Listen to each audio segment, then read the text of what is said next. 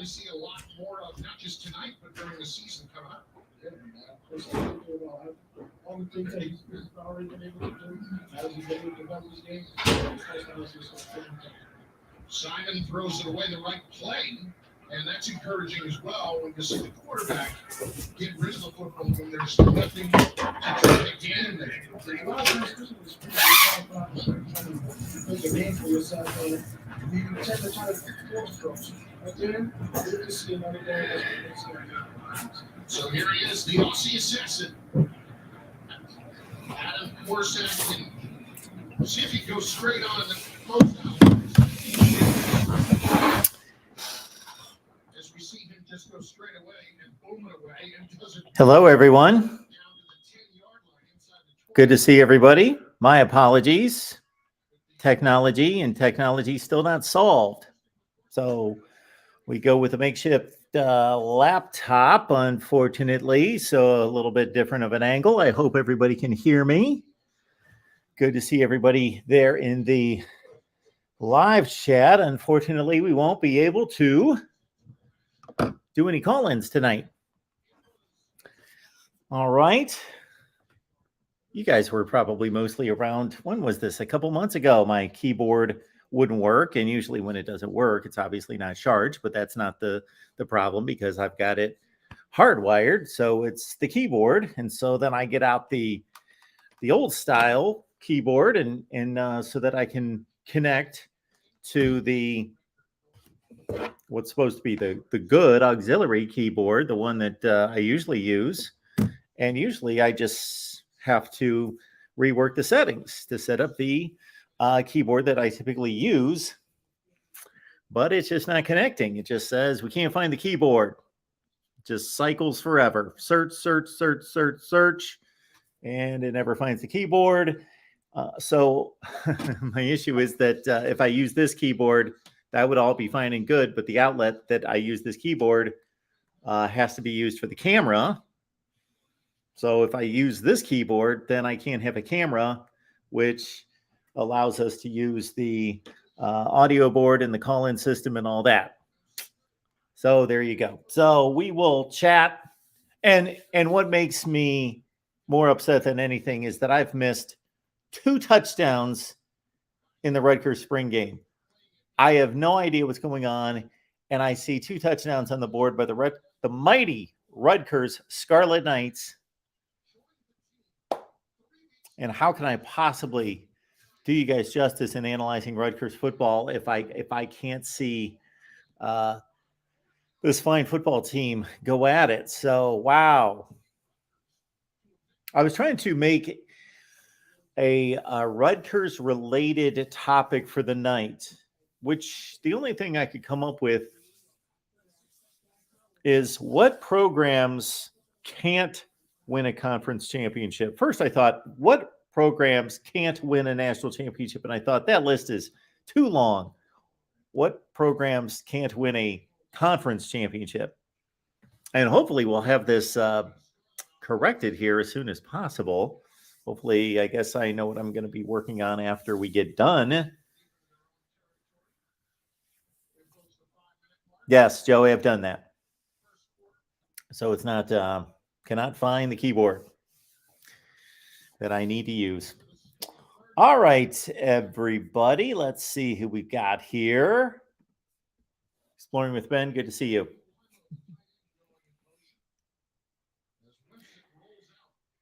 Is this the only downside to not working for the man? I guess it is. This would be the one downside. So this is the only time that I, technical difficulties. I think technical difficulties and trying to find sponsors would be the only times that I envy who, let's see, Josh Pater, RJ Young, or Joel Klatt, or somebody like that works for a big corporation. Because, man, I love not working for the big corporation, but you also don't have any support when you're the only guy. You're the technician. So, all right. Hey, John's here. Would I joke, John, about Rutgers football? I would not joke about Rutgers football. And I probably should DVR this because I'm not going to pay attention to this, but being the voice of college football, I, of course, will be tracking the Rutgers spring game later. I got to watch this late night tonight. Absolutely.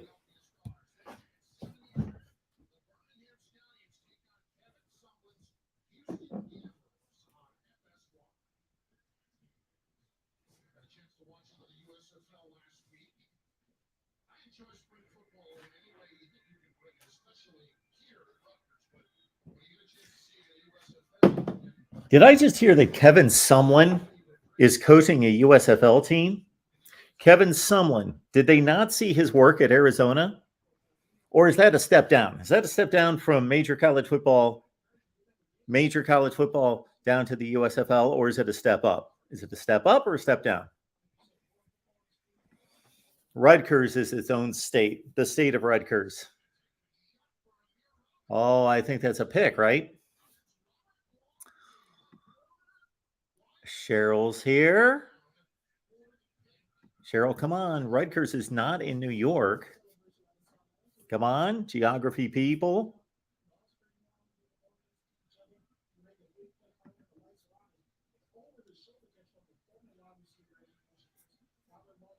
Oh, I'm sorry, Cheryl. You got that. You got that. You got that. Well, you said Jersey and New York. Anyway.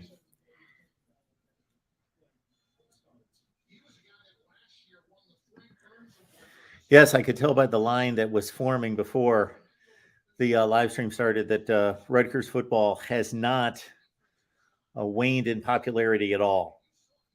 Just as popular as it's always been. Do we have a win total for Rutgers this year? Do they get to bowl play? Do they get to the postseason there at Rutgers? 6 wins? How about it?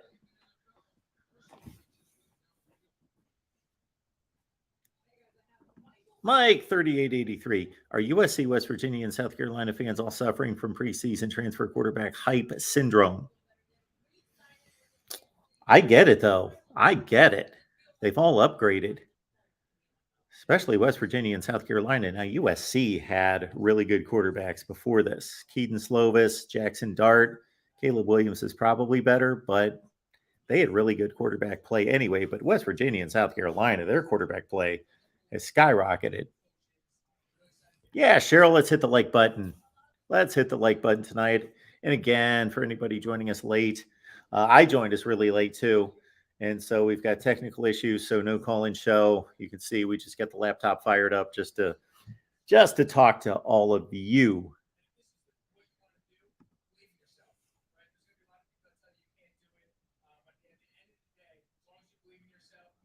Exploring with Ben, what games are you looking for tomorrow?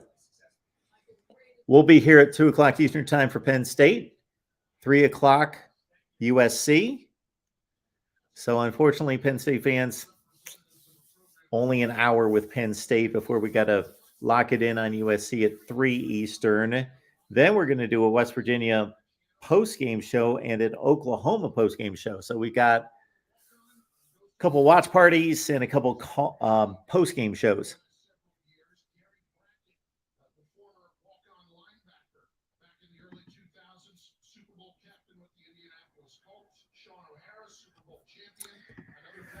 Ed Rogers got that one right. We're looking at where it all started, where college football started. The first win ever, Rutgers. You know, forget Ohio State and Alabama. And now, of course, Michigan is the all-time wins leader, not the winning percentage leader, but the wins leader. But that belonged to Rutgers at one point, 1-0. Joey, good to see you. Good to see you. Good to see you. And man, we have so many amazing things planned for our West Virginia show in particular, thanks to Joey. So, Joey, we appreciate you being here. And yeah, in particular, the West Virginia channel, the West Virginia live stream that we have every week is going to explode with some great guests coming up thanks to Joey. So check us out Saturday at 6 Eastern. 6 Eastern.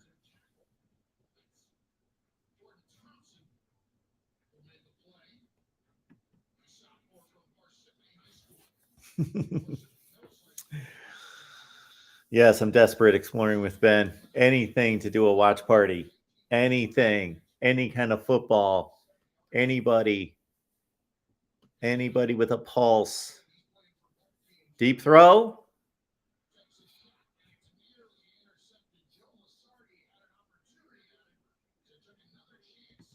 Hey, Tim.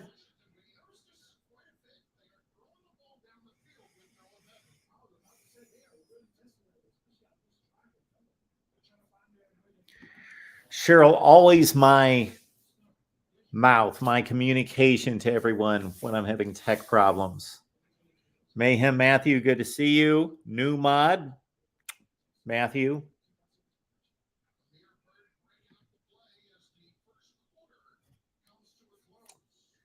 Oh man, Noah Vedral out there. He's throwing for 4 yards in the first quarter. This is Rutgers football right here. 4 yards passing in the first quarter.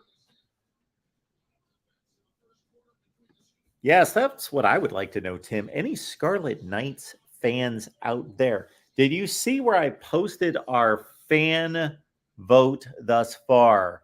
I've been asking people to write in, let me know who you root for, and we've kept a tally. And we have a tie atop the leaderboard with Ohio State and Michigan. But man, I would love to see that first. I don't think that there are any Rutgers votes. Any Rutgers fans out there? They're probably all 24 at the stadium.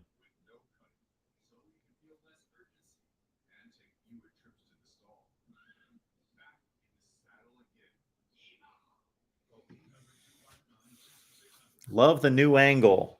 Well, it's unintentional.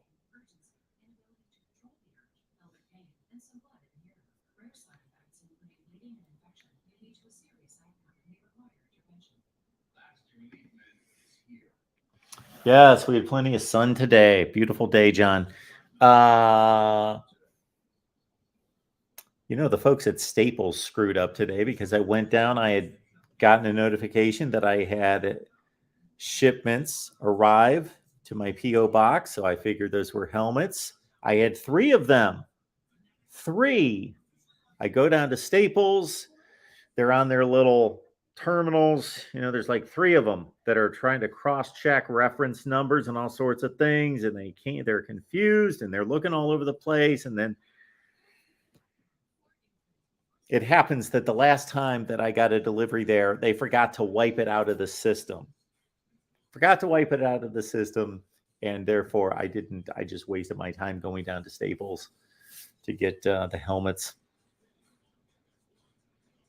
because there were no helmets.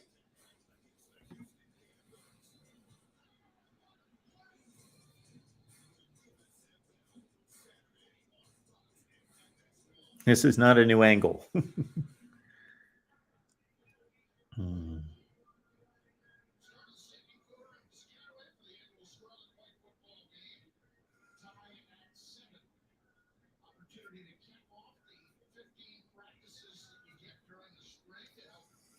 You know what, Joey? I've done that. Maybe I should try it one more time. Ferris! What teams cannot win their conference? What teams cannot win their conference? Not just talking about this season, like never can win the conference. That's a perfect microcosm of Rutgers football. Number 23 gets the handoff. He gets bumped. Just basically, yeah, I don't know that anybody touched the guy. I think somebody bumped him and he just fell down. He was in the open field, just fell down.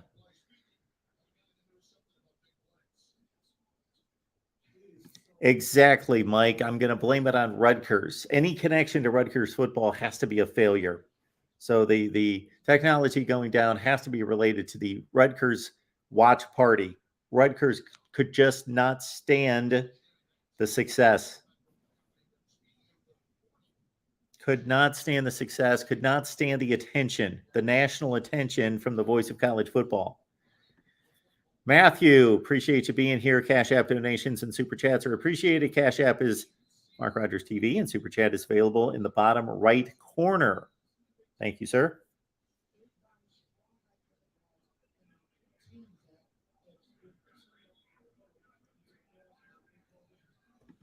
Yes, John. No tech handy and no benefits. That's a pain. How many of you work for yourselves, going out there looking for benefits and trying to figure that out? My benefits are not the best right now. That's something that I've always been okay with, the Disney benefits. But again, still a good move. All right. Wide receiver chucking it downfield, and they almost completed that. That was fun to watch.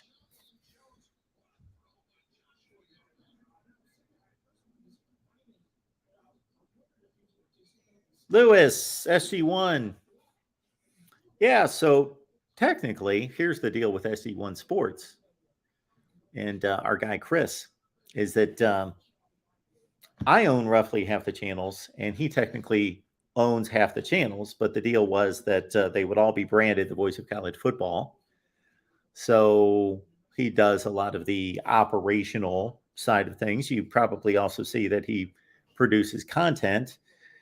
And I haven't really kept track of his channels, SG1 Sports, SG1 College Football. So I believe that he's still producing content. But yeah, so he helps from the standpoint of posting some videos, editing and posting. Oh, we got to throw downfield, which reminds me, we're going to have a channel update show coming up.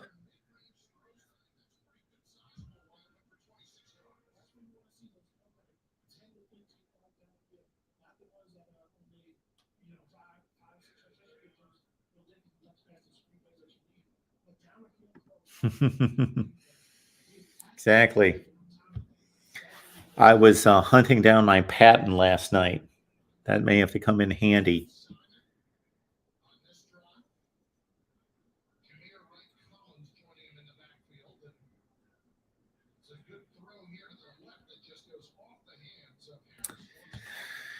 Jason says most college football teams can't win a conference championship as the conference keeps getting bigger. That list will grow. So, look at the Big Ten. Who has won the Big Ten in the last 20 years? Ohio State, a zillion times. Penn State, Michigan State, Iowa, a long time ago, 2004.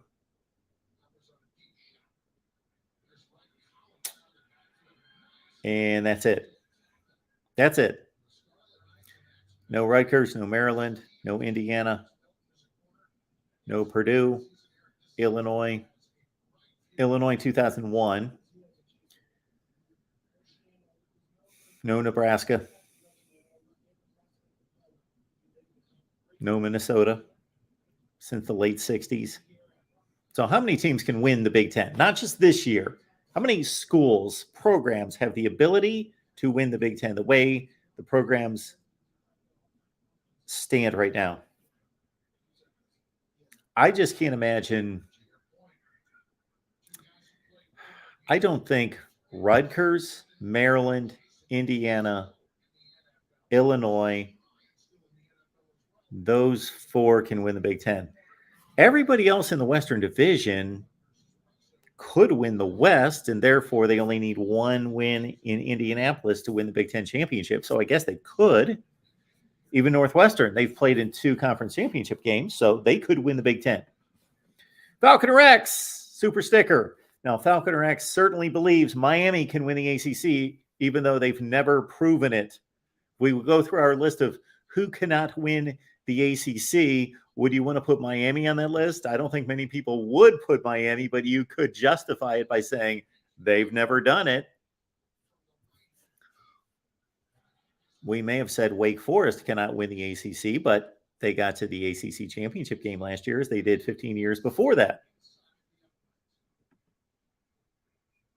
So thanks, Falcon Rex.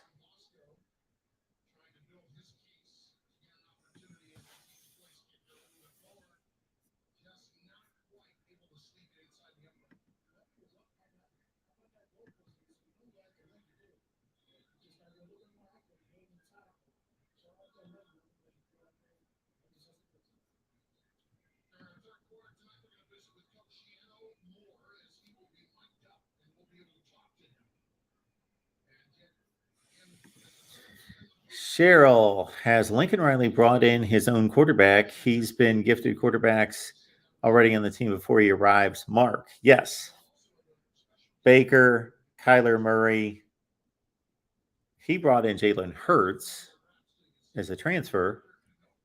And then he brought in Spencer Rattler. He signed Spencer Rattler, so he's not been gifted all his quarterbacks. His first two, he was gifted. And then after that, he was responsible for acquiring Jalen Hurts and Spencer Rattler and Caleb Williams. So Lincoln Riley is certainly capable of finding and signing great quarterbacks.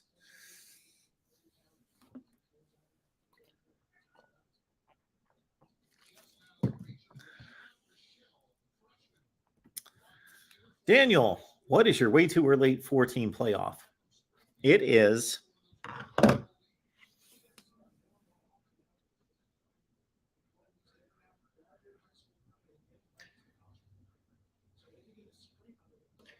I believe there are three teams that are somewhat significantly, that's probably too strong a term, decidedly better than everybody else. And that's Alabama, Georgia, Ohio State. Clemson would be the easy selection there, but I will be thinking and analyzing long and hard about the ACC because I do believe that Pitt will be a factor. I do believe Miami and especially NC State will be factors, and Clemson is not the automatic selection there. I would not be surprised if Ohio State did not win the Big Ten. So I would not be surprised if they did not win the Big Ten, but I got to tell you right now, a lot would have to change in my mind, whether that's injury related or transfer portal going crazy somewhere else like at Michigan, which I don't anticipate, for me not to pick Ohio State to win the Big Ten. Alabama and Georgia, for as talented and good as Texas A&M is, and then there's another drop in the SEC, I believe. I believe it's Alabama, Georgia, gap, Texas A&M, gap, and then you've got a lot of decent programs with Tennessee and Ole Miss, etc., Arkansas, that Alabama and Georgia are just so well positioned. They're just so stacked. They are the two most talented teams in the country, top to bottom. The Big 12's a free-for-all, in my mind, between at least three schools. And the Pac-12, I just don't see anybody coming out of there undefeated or winning their big non-conference games, meaning USC's got to beat Notre Dame. Oregon has to beat Georgia to show, to give the Pac-12 some credibility. So, my four right now, if you guys want a wild card, and you want something to talk about, I could lean this way. Alabama, Georgia, Ohio State, no big deal there. NC State. Maybe?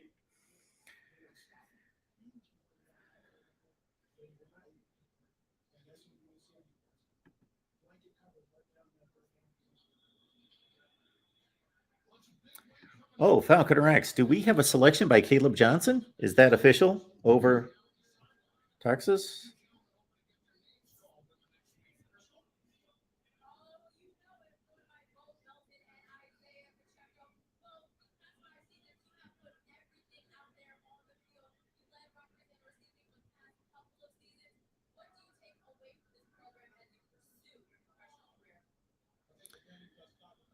One hour ago, SB Nation, Kane's Warning, and others reporting UCLA transfer linebacker Caleb Johnson commits to Miami over Texas. And we talked about that last night. So we've got plenty of content on Caleb Williams. Falcon Rex celebrating again tonight after celebrating just last night the signing of Akeem Messador from West Virginia. Miami's just like signing different dudes every day from all over the country, aren't they? Crazy.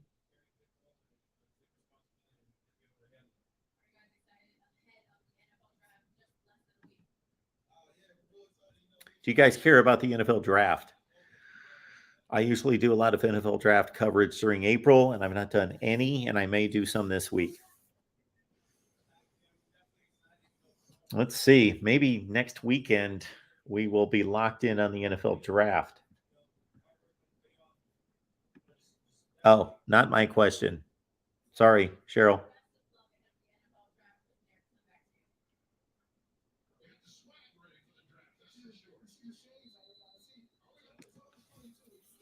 Jason, send us an email. MarkRogersTV, give a vote to Florida State. We're trying to track our fan base and trying to get a good idea on the fan bases and what fan bases are represented and how much.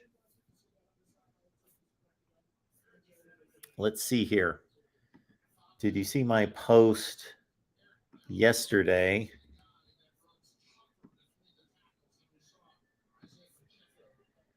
Let's read off our current count. Our current count reads like this. Here is the fan representation in the Voice of College Football on the main channel here. We've got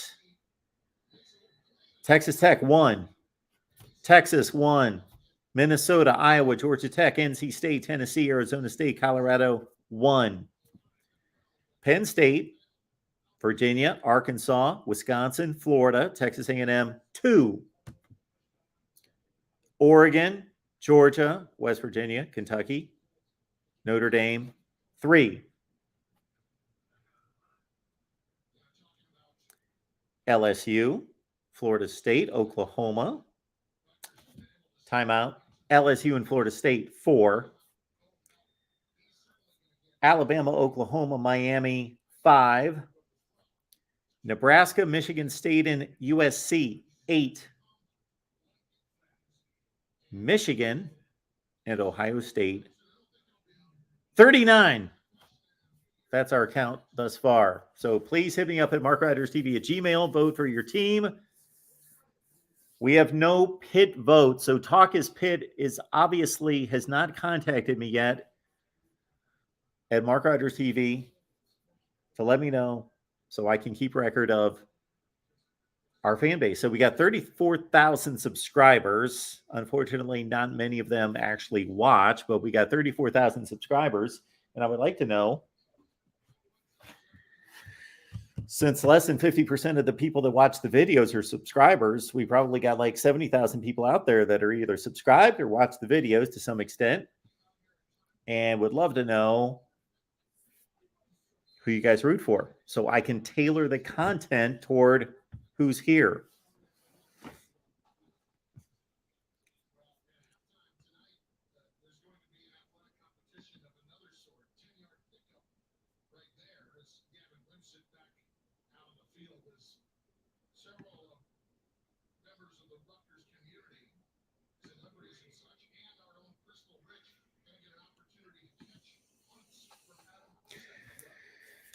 Well, Exploring with Ben, if you heard my story, there were no helmets. They falsely contacted me because the previous helmets that arrived, they didn't clear that transaction out of the system. So they thought the helmets were still there, the helmets that I picked up. But finally, after about 20 minutes of them, three different people just pounding away at their little, what are those little handheld computers? They finally asked me, did you pick up some helmets a few weeks ago? I said, yes. We forgot to clear them from the system. Great pizza, New York City. across the Hudson there in Piscataway. I've never been to Rutgers. Maybe I planned on this the last couple seasons to look in my vicinity to see if there were some games going on Thursday and Friday. On Saturday, as you well know, I got to be here to track all the games, watch all the games, be here with all of you, tracking all the games. But on Thursday and Friday, when there's only a handful of games, maybe I go to a Boston College, maybe I go to a Rutgers, a UConn, check it out, get a credential, go to the game, get some interviews, kind of check out, maybe tailgate a little bit, set up the call-in show from beautiful Stores, Connecticut, or BC, Chestnut Hill, Piscataway.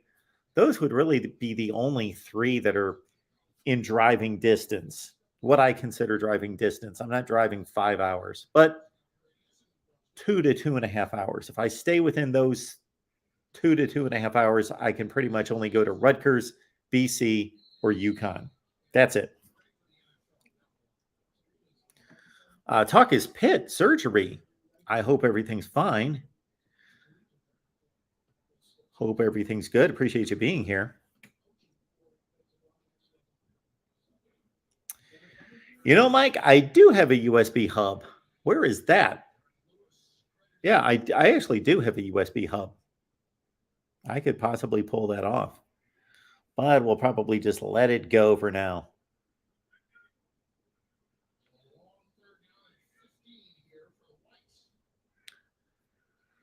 So thanks to Joey over the next several weeks on our Voice of College Football West Virginia channel on the West Virginia show on Friday nights, but we're coming your way Saturday this week, but typically on Friday, we are going to have media guests in to represent the other channels or the other teams, the opponents that they play. So, of course, the big opener for West Virginia is Pitt. So we're going to have a Pitt media guest coming in just a couple of weeks. Baylor, all the opponents that are in the Big 12.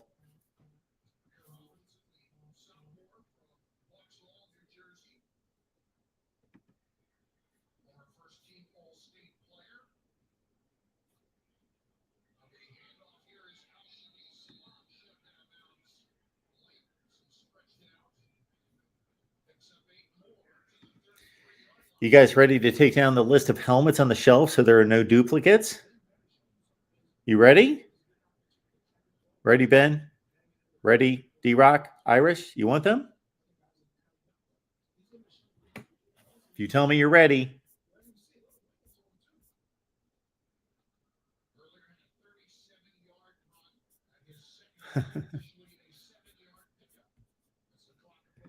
Falcon Rex, no team helmet put up the U helmet. No team helmet put up the U helmet. Well, Nevada, I've got to put Nevada up there. They have to be displayed prominently, Nevada, because man, that sets it all off right there. The Nevada helmet, because who would have thought? But we've got our big Wolfpack fan out there. So I got to give them a lot of love because that's the newest, that's the latest edition, I believe.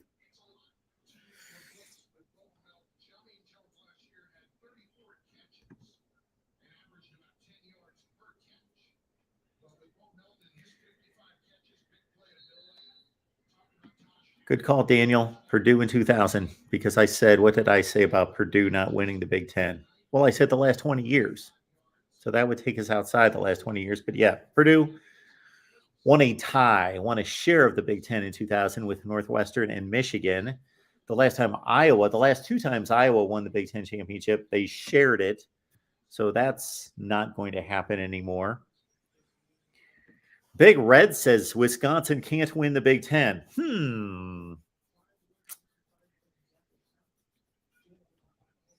Mike 3883 says these programs cannot win a conference championship. Vandy, Kansas State cannot win the Big 12. Kansas State, well, especially when Oklahoma and Texas, now that Texas is Not that they've been any good, but Kansas State, Arizona has never won the Pac-12. They did get to the championship game in 2014. Rutgers, of course, has never won the Big Ten. They've only been there since 2014. Maryland as well. Maryland won the ACC last in what, 01? Mizzou will never win the SEC. Got to the championship game twice. Oregon State will never win the Pac-12. Illinois and Duke. It's a reasonable list. I would say that Kansas State does not belong on that list, especially when Oklahoma leaves the SEC.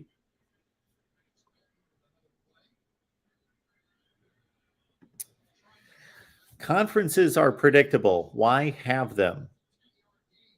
Well, they've not all been predictable. And D-Rock Irish, I believe that you did pick Pitt to win the ACC last season, correct? Right? You did? They were predictable. Are they predictable? To a certain extent. Did you pick Baylor to win the Big 12? You picked Baylor, Utah, and Pitt last season, correct, D-Rock Irish?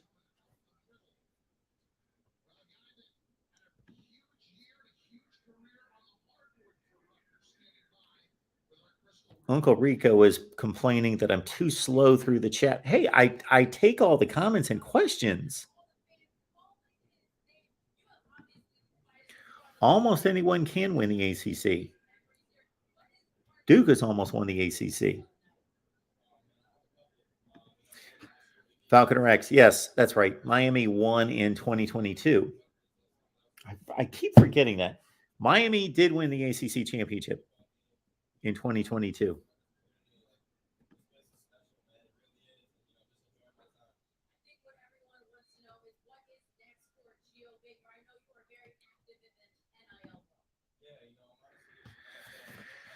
Indiana last won the Big Ten in 1967.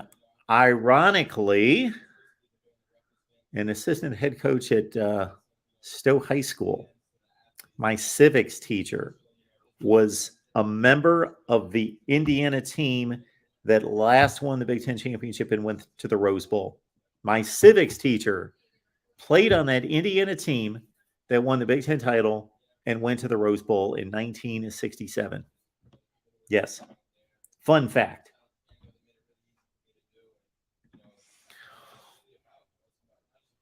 Are you directing that toward me? How will the NIL shake up college football? Will the rich get richer or the teams like Texas Tech be a force to be reckoned with? Oh, man. Haven't we talked about that incessantly for the last 9 months? We'll continue to talk about that. Falcon Rex likes Georgia, Bama, Ohio State, and I think he misspelled Clemson. Clemson. Georgia, Alabama, Ohio State. Falcon Rex, typo on Clemson.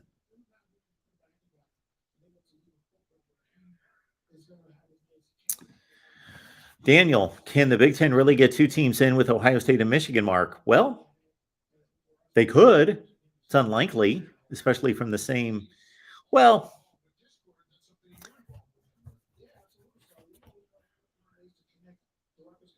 the SEC's done it twice. The ACC has technically done it once, although Notre Dame not an ACC member, but they jumped in for the 1 year. You know what I think of that. Sure.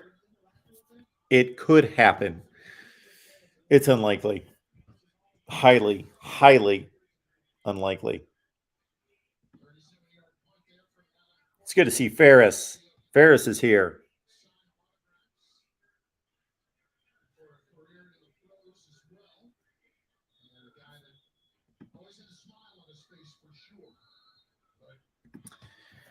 D-Rock, Ohio State's 2 toughest games are home this year. No excuse, Buckeyes, for the playoffs. Wolfpack in the house. Well, Nevada. The Nevada Wolfpack.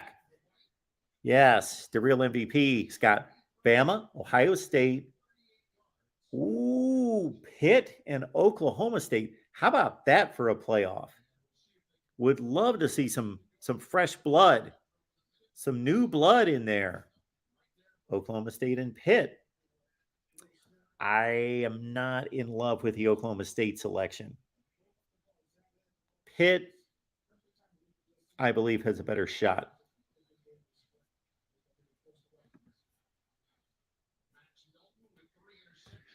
Joey sees Oklahoma State or Baylor in front of NC State. Okay. I don't, but I get it. Oklahoma State lost too much on defense and do not have great quarterback play, and they lost their defensive coordinator. Derek Mason's really good, but they lost the continuity of what they have done on defense in recent years, which their defense has been top 5 to 10 in the nation, especially this past season. All right, let's go through these other playoff selections. Mike says Ohio State, Ole Miss, Bama, Utah. So that's going to be a situation where either Ole Miss beats Bama or the other way around, of course, and then the team that loses that game does not lose another game. Ole Miss, Bama, the loser goes undefeated the rest of the way. And so they're an 11-1 at-large selection. And Mike obviously believes that there's going to be losses in the Big 12 and the ACC. Utah has a big game out of conference, of course, with Florida. And does Utah also play BYU this year? So they may have two difficult non-conference games to deal with.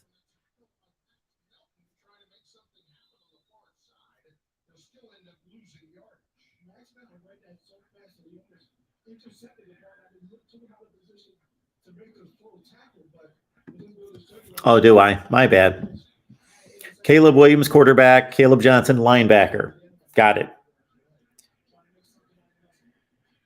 The number 1 pick in the draft. I have not been following the draft. I love the draft. I'm going to be locked in on the draft next weekend, but I do not watch the mock drafts. I could care less to see a mock draft or keep up with it going into the draft. But once the draft starts on Thursday night, we will be here.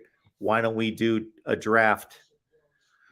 Let's go full throttle with the draft Thursday, Friday, and Saturday. How about that? Big draft watch party.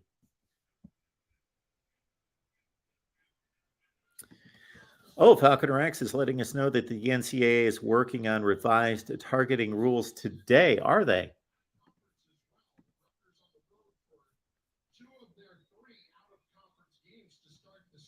Oh, listen to this. Okay, listen up, everyone. We've got, thank you, Falconer X. According to ESPN, in an effort to clarify things regarding injuries, the NCAA Playing Rules Oversight Panel approved 3 measures Wednesday that will take effect in 2022. Number 1, targeting. Faking injuries and blocking below the waist were at the center of the rule changes. Okay, previously, anyone ejected for targeting during the second half of the game had to sit out the first half of their team's next game. For any game that has instant replay, conferences now will have the right to appeal the decision to the NCAA National Coordinator of Officials. If video suggests the player should not have been removed because of targeting, the player will be eligible immediately for his team's next game. Schools and conferences will also be able to report scenarios where an opposing team may have been awarded an injury timeout suspiciously. The conference or school involved in the complaint would be able to issue discipline if the national coordinator of officiating deems it necessary.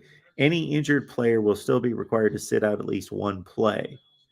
Finally, the committee decided to simplify the rule surrounding blocking below the waist. Linemen and stationary backs blocking below the waist inside the tackle box on scrimmage plays will be permitted. However, any such action outside the tackle box will be penalized. Okay. All right. Well, let's look at this. So, in terms of the targeting, previously, anyone ejected for targeting during the second half of the game had to sit out the first half of their team's next game. For any game that has instant replay, conferences now will have the right to appeal the decision to the NCAA. Why they have to be involved? National Coordinator of Officials. Okay. If video suggests the player should not have been removed because of targeting,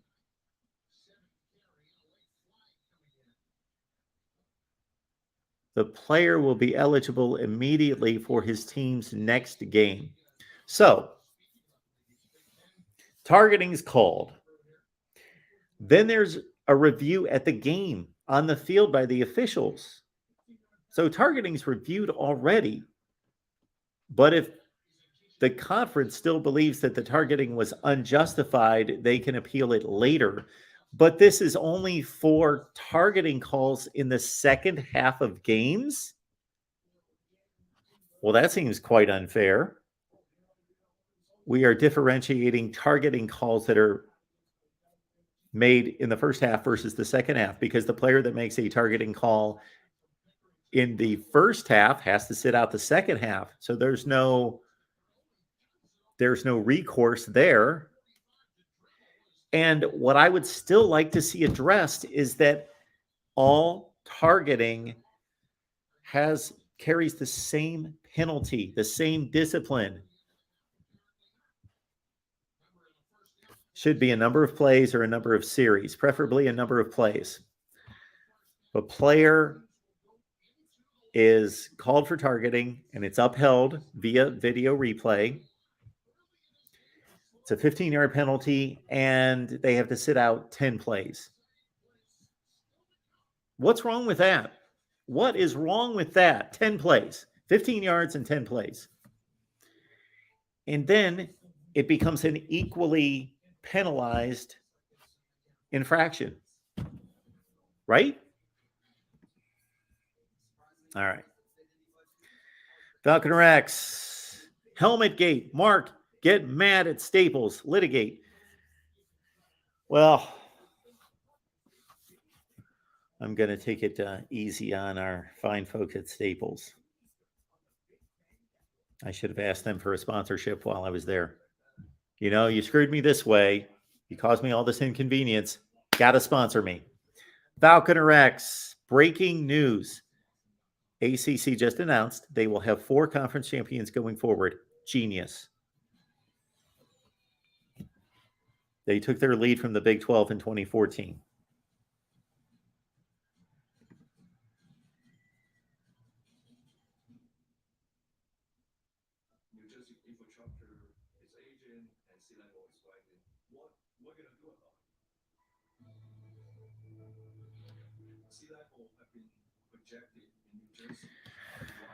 Buyers Vacation Rentals, 8 in a row, not posted over multiple live videos, just saying. I don't know what that means. I believe, since it's you buyers, you're the only one that complains about super chats not being mentioned. You're the only one. If you have an issue, buyers, please, I don't want you to be offended. Please do not contribute. All right. I appreciate your contributions. Believe me, I appreciate them more than you will ever know. But if they offend you in some way, I read off every super chat I see. I'm a simple man. I am not a complicated person. I'm a very simple guy. I see a super chat. If it's for 1 penny, I appreciate anybody that would part with their hard-earned money and show their appreciation and contribution for the channel, and I read their super chat. I believe there have been, in the history of the Voice of College Football, there have been 2 super chats that I did not read, that I intentionally did not read. One, because it was just laced with some kind of profanity, political statement, or kind of racial slur or something like that. So I just acknowledged it, said thank you for the super chat, but I'm not reading that, knocked it off the screen. The other one was similar to that. Those are the only 2 times I have not intentionally read super chats. Buyers, I do not see a super chat from you that I've missed. Please let me know. Everybody, let me know. Scream at me if I have missed a super chat from buyers. I got the super chats from Falconer X. Okay.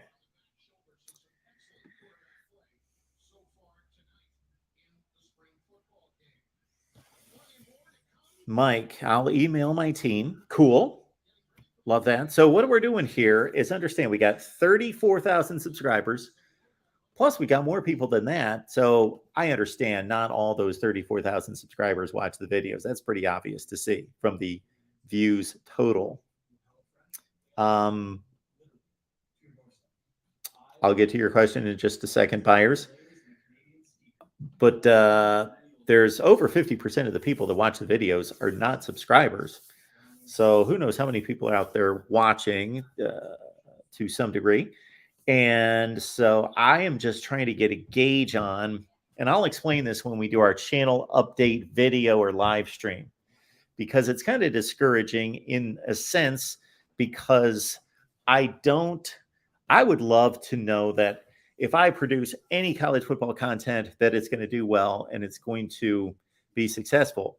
But I know from, for example, producing a Maryland schedule preview that nobody watches it.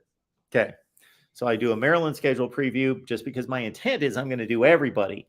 And in the past, I've been stubborn and said, you know what? I don't care if anybody watches these videos.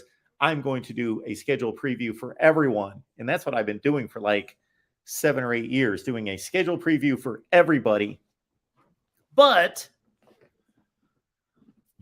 I got to be a better businessman than that, because you know what happens is if nobody watches a particular video or a series of videos, it not only is a waste of time.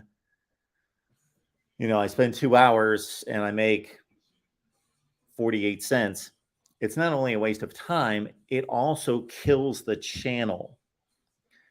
So people get locked into how many subscribers these channels have. And while that's somewhat important, it's not that important. Think about how many YouTube channels you watch and you're not subscribed to. And at the same time, think about how many YouTube channels you've subscribed to and you don't watch their videos. You get pushed the videos that are from the channels that you watch, not necessarily the channels you're subscribed to. So regardless of how many subscribers I have, and believe me, I would love to have 1 million. I'd love to have 100,000 because that's a big deal on YouTube. But anyway, understand that if I produce videos, if anyone produces videos and they don't get many views, then YouTube kind of suppresses you. They kind of kill your channel. And unfortunately, I think that's what's going on right now. Unfortunately, that's what's going on right now, because I've had a series of videos that have not done well. And the less traffic you get, then the less you're going to get, because YouTube figures out, why would I send these videos out and put those into traffic and promote these videos if nobody's going to watch these videos? So we're not going to waste our time on the Voice of College Football videos. Does that make sense? So I hate that, because I want to cover all of college football, but I can't necessarily do that. I was going to answer your question, buyers, but I see you just threw up a super chat, so I'll get to that. But I will answer your previous question as well. Buyers, have you ever considered having Buckeye Scoop World Order on your channel? I don't know who that is. They seem to have the most inside information. So it must be related to Buckeye Scoop, right? Our 2 boys, Tony Gerdeman and Kevin Noon, that are on our Buckeyes Live every Wednesday, they work for Buckeye Scoop. I assume that Buckeye Scoop World Order, I'll write that down, that they are connected.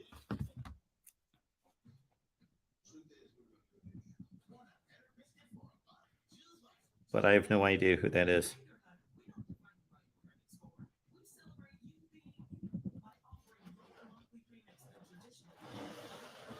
Buyer says no. Okay.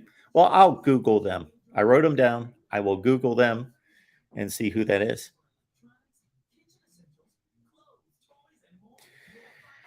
Yes, Cheryl. Anytime I see the comment or the phrase world order, doesn't sit well with me as an American. Yes, Mike.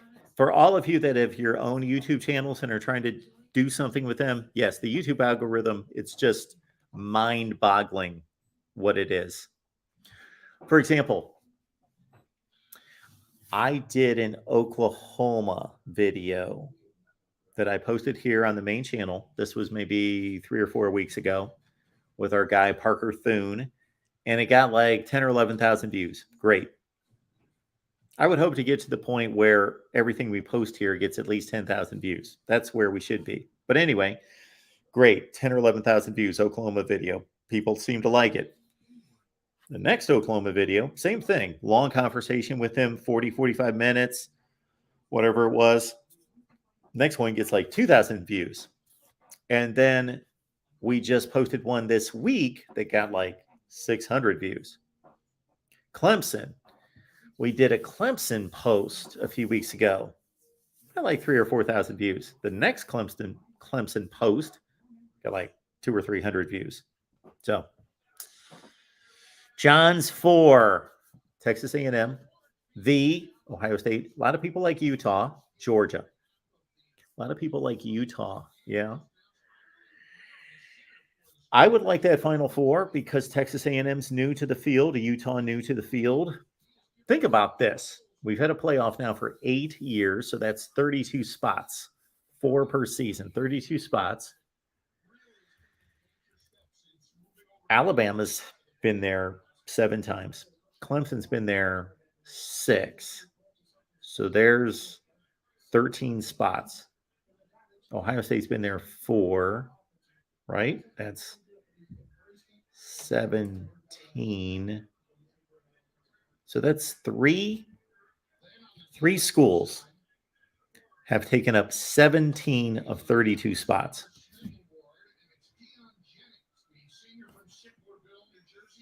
But buyers, thank you so much for the super chat. And you had also asked, it's going to be hard to find now.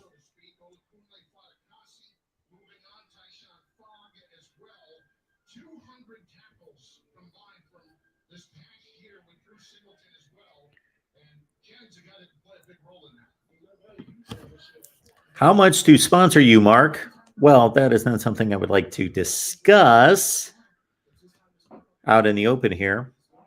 But I have done a lot of research on there, so I believe it's very fair. If anything, I lowball myself on that. But, I've looked at 15 sources at least and have determined how much a sponsorship's worth. And Falconer X is pretty much in the ballpark there, about 100,000.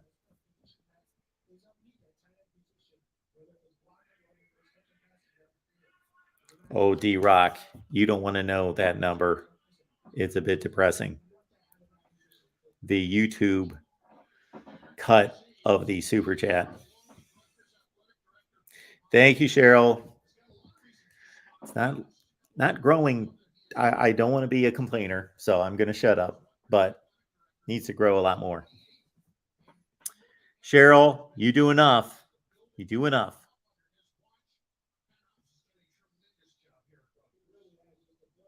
McD watched the Maryland spring preview. He was the only one. Oh, come on, McD, the voice of college football. We cover everything. And are we really covering the Maryland spring or the Rutgers spring game? No, we're just talking. We're just chatting. Falconer, Kane's New World Order, number 305. I know that's what you're hoping for.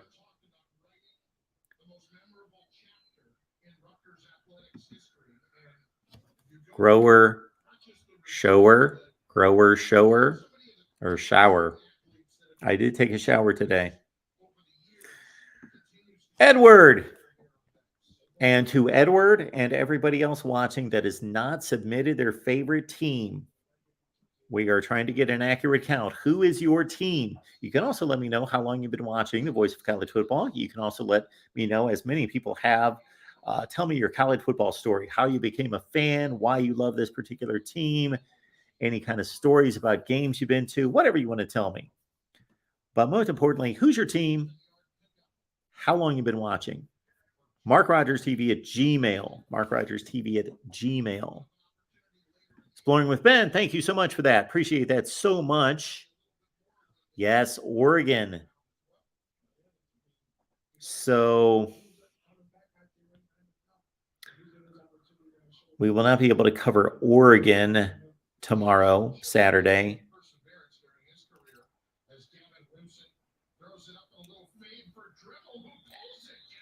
The game's not on TV. It's on the Pac-12 network, so it's not on TV.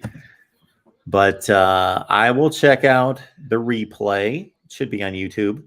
And I will need to post something on that. Serve our Oregon folks.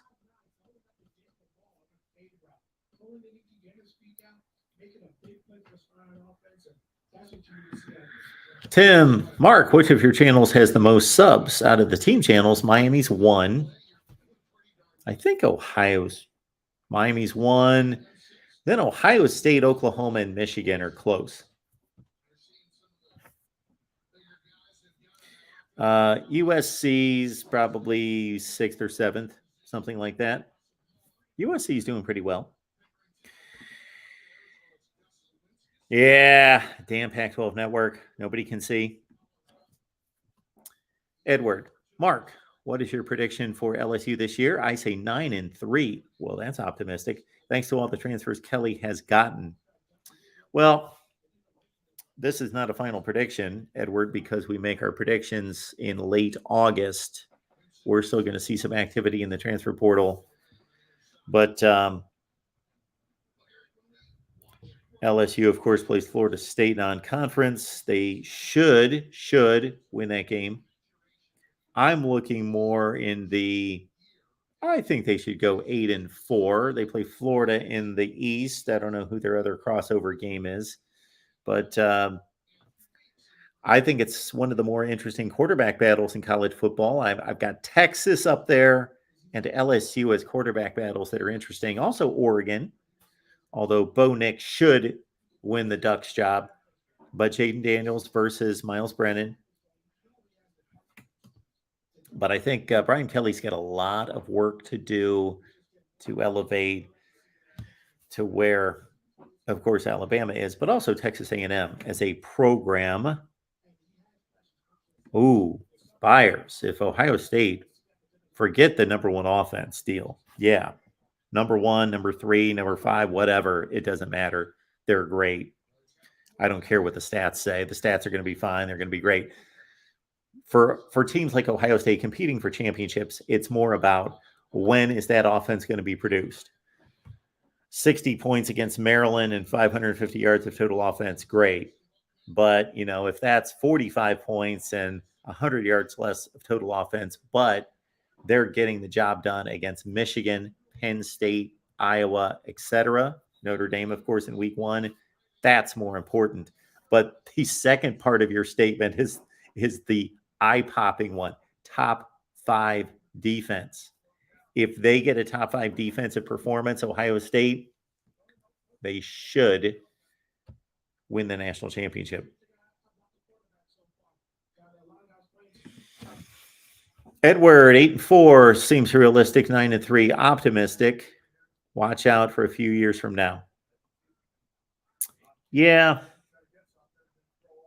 It's an interesting hire, certainly, of Brian Kelly at LSU. I was not sold on it initially. I just thought it was odd. It was strange. It was not a fit. But the longer he's down there, it seems like, based on the people I talked to, that he's being received well. Now, when I talk to my Notre Dame folks, they seem to think he's struggling in recruiting.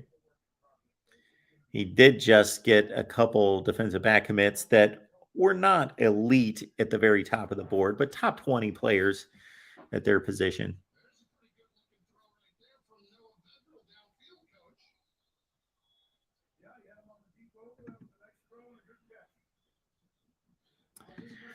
Daniel is from Florida. Sadly, my first Ohio State game I went to was the Gator Bowl of 2011. Went to the shoe in 15 for the Spartans loss. Sounds like you should be staying away. 2017 against Penn State. That was epic, of course. Down 18. That was the last Ohio State game I attended. Great comeback. So you've seen some really important games.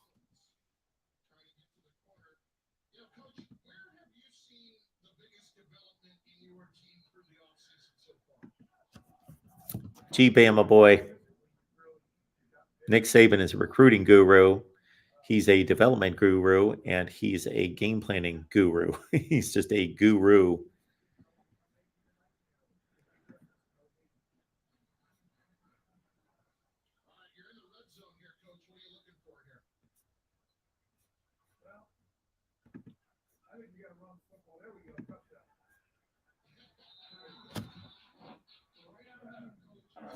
They're talking to our guy, Greg Schiano. How about Greg Schiano? He's doing a nice job there at Rutgers. What are they going to do? Please hit the like button, folks. We appreciate that. Keep in mind that not necessarily in this description section because it has yet to be filled out, but the description section of all the videos, you can find the Amazon link. I've got Amazon in caps, and then the links there. Just grab that, put it somewhere where you will find it, and remember it when you are about to go on Amazon and do some shopping. So if you use the link that we have, it's exactly the same as shopping. You go right into the site, but it's our link, therefore we get credit. So think of it this way. If you spend $100 at Amazon, whether you use our link or use your link, any link, it's going to cost you $100. Okay. This way, we get the Voice of College Football 1%, 2%, 3%, whatever it depends on the product. But we can get $1, $2, $3, $6, something. It's in that range. And it still costs you $100.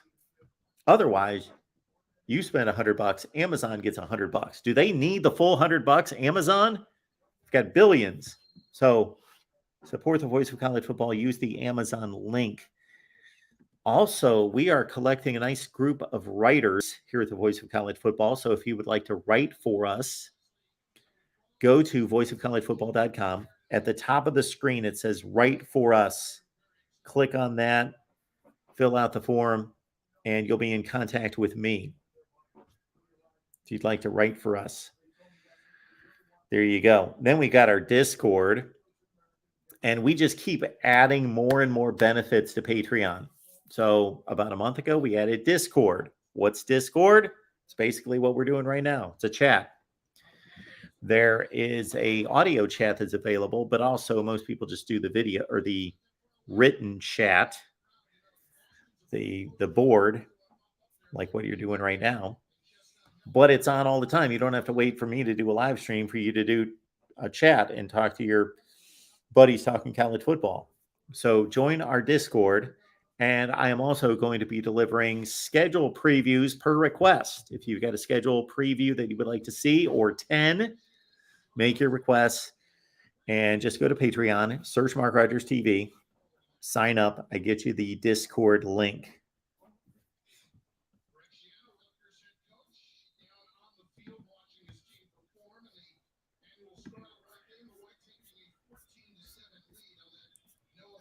And subscribe to our West Virginia channel. Right, Joey? Joey's with us. He will let you know. Please subscribe to our West Virginia channel. Joey is working hard to promote West Virginia football, and he sees our Voice of College Football West Virginia channel as a huge opportunity to do just that. He loves the Mountaineers, and he has helped us by getting us Gold and Blue Dude and Kuz's Corner and Travis Kenobi. Falconer. Use the Amazon link and Bezos will launch Mark into space. It works that way. You talk about entertainment. Uncle Rico, I know you have your Ohio State guys, but Jeremy Birmingham, Letterman Rowe are the best on the Buckeye beat, in my opinion. and also Zach Smith, but he's controversial. Well, we talked to Zach Smith today. Uncle Rico, you've probably seen that we have talked to Zach Smith on occasion. And I'm going to be very honest and open with all of you because that's the way we operate here. I have my reservations about having Zach on, but we have had him on because I will phrase it this way.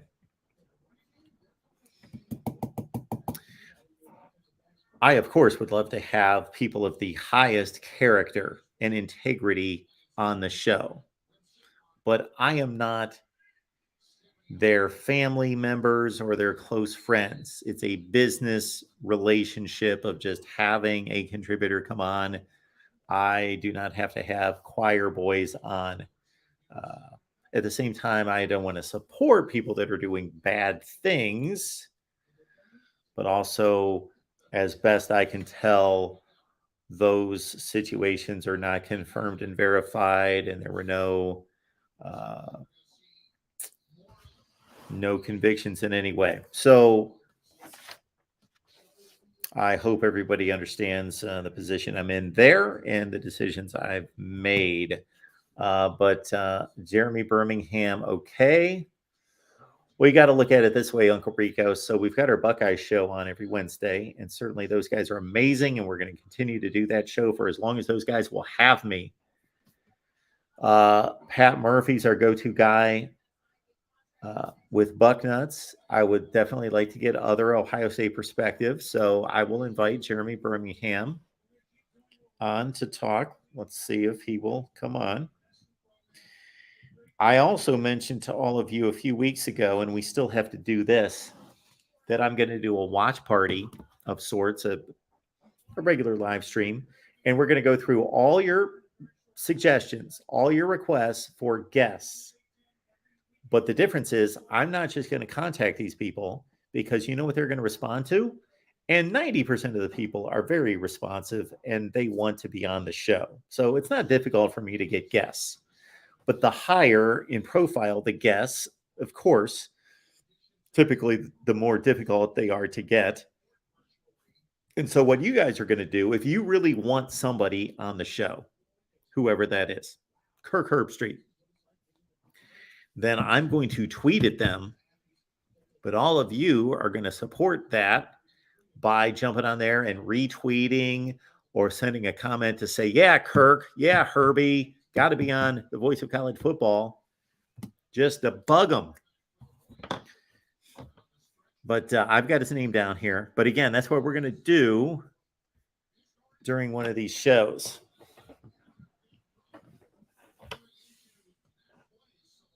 Exploring with Ben, working on some duck contacts. So right now, our duck contacts are, of course, Eric Scopel with 247 Sports, my guy Ryan Winter, Sports Staff 503, and we last had on Mike Black, who's with, he's got a Ducks and Dogs podcast in fifth quarter college football. But I'll take some more. Because our Oregon channel, it's good. Those guys are doing a nice job, but we could use more. Okay, buyers. Disagrees with Rico. Letterman Row puts out a lot of content, but they've been slacking lately. Scoop and Nevada Buck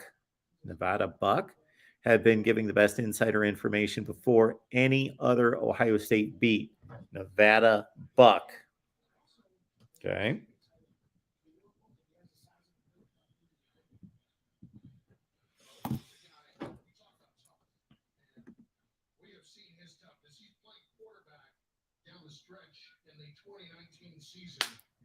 Oh man, we should have a Rutgers live stream every week, huh? That would be sweet, huh?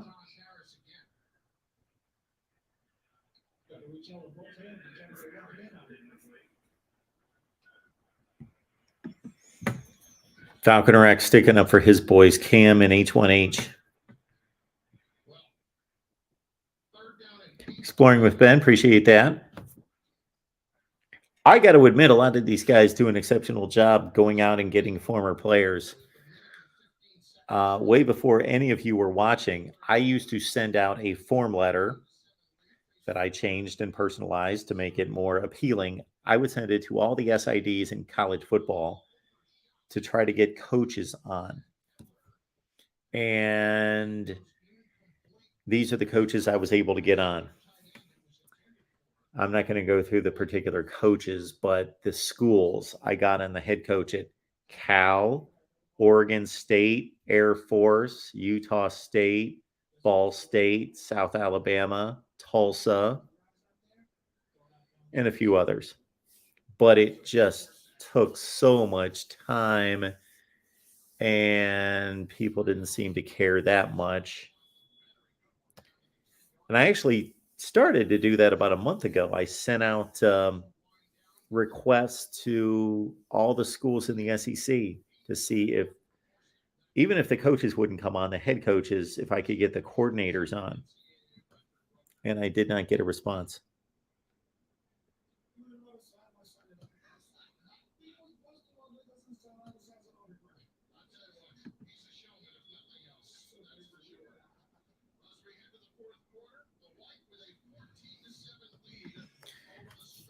Yeah, we'll probably schedule that for 3 a.m. The Scarlet Knights live at the Voice of College Football.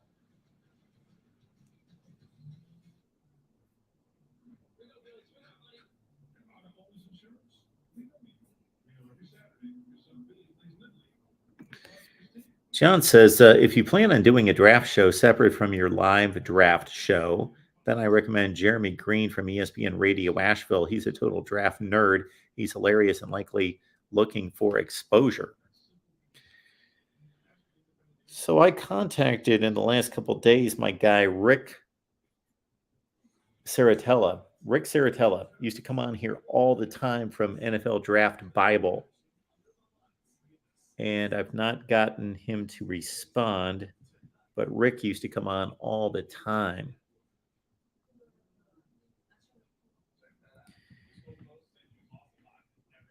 It's really strange about draft coverage because I don't think there's much interest in my viewers watching the NFL draft. I don't think most of you care about the NFL draft. That's kind of the conclusion I've come to. But I do think that I draw in potentially a ton of viewers that have never watched before if I do NFL draft stuff. What was strange was years ago when I had no subscribers, I had like 50 subscribers, I would get huge views for my NFL draft stuff. You guys should have seen 7-8 years ago. Man, I used to go full throttle NFL draft all weekend. Like I would do, okay, first half of the first round, all the picks came in. Then I would cut a video and I'd have analysis on all the 15 or 16 picks for the first round, first half of the first round.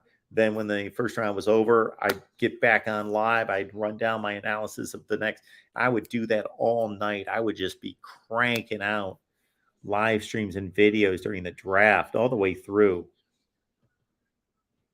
But in recent years, nobody's watched those.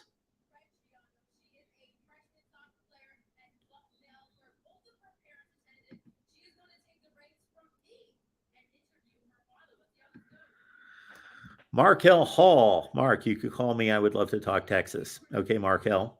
And you may be phenomenal, but do you have a site? Do you have any kind of platform? Do you have a podcast? Do you have anything I can go to that would let me know, okay, this is what I can expect?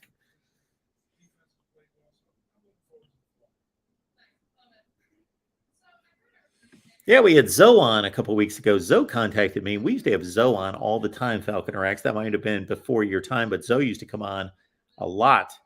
And we just lost connection. Nothing wrong. There was no bad blood or anything. We just lost contact with each other. And then he texted me about a month ago and said, I'd like to come on. I said, absolutely. And so we brought Zoe on.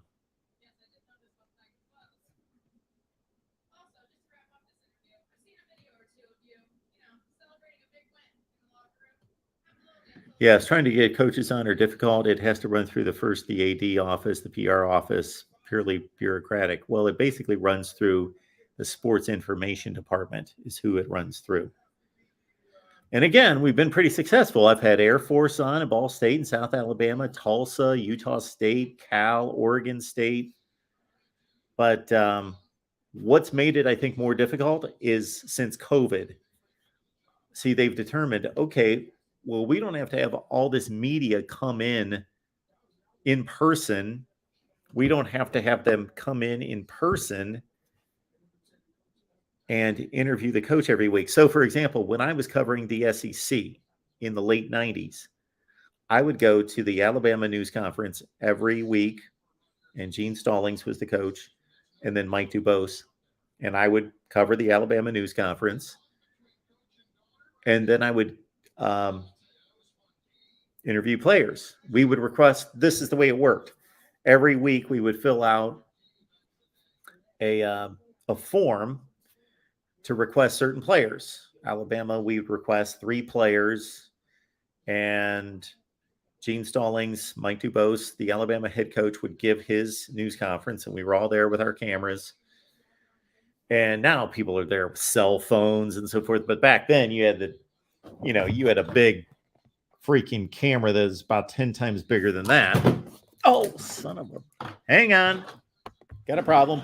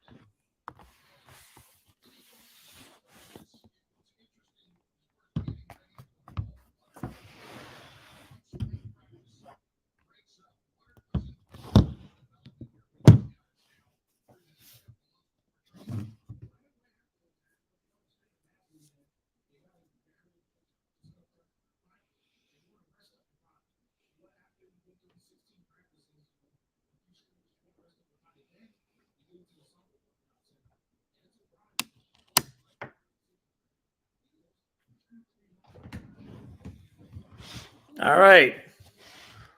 Hopefully, disaster avoided there. The last time I did that, I fried my laptop and cost myself like $2,500. So that was no good. So I had I had a water bottle behind my laptop that I couldn't see. So when I adjusted my laptop, I knocked over the water bottle and I got a bunch of keyboards and my laptop sitting in a puddle of water. So had to clean that up. So if I suddenly you see me go away, break up, and I'm gone, then you'll know, well, Mark's got a keyboard that doesn't work now, and he can't work his camera. Now his laptop's down, and we're not going to see him for maybe a few weeks. Okay, hopefully we're good. I got to keep track of these water bottles.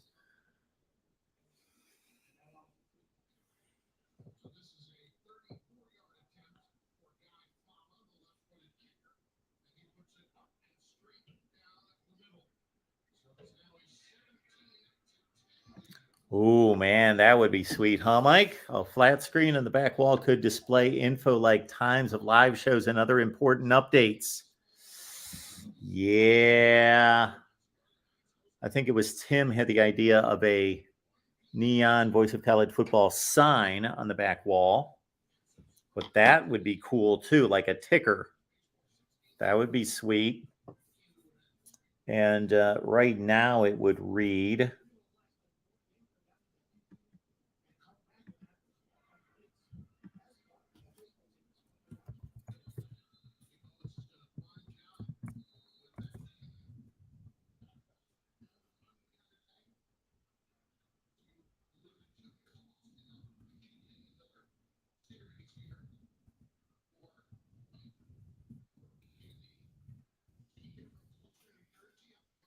ticker right now would read something like that.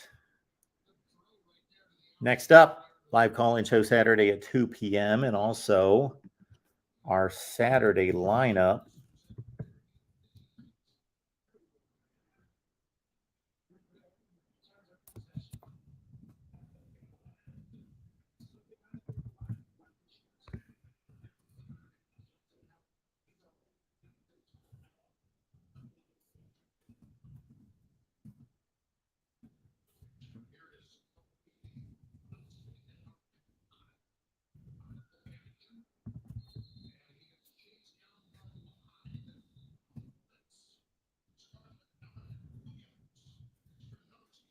This is our schedule for Saturday as it looks right now.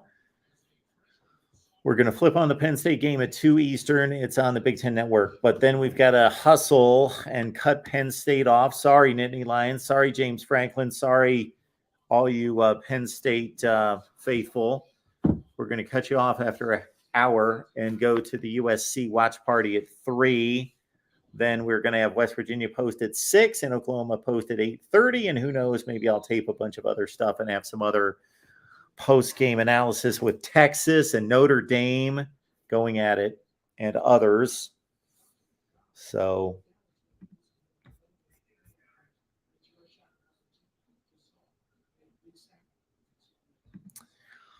Steve Days has a setup from his news show.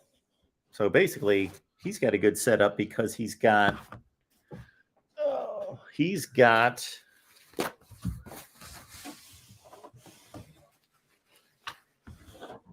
his news talk show, and then he just uses that for his football.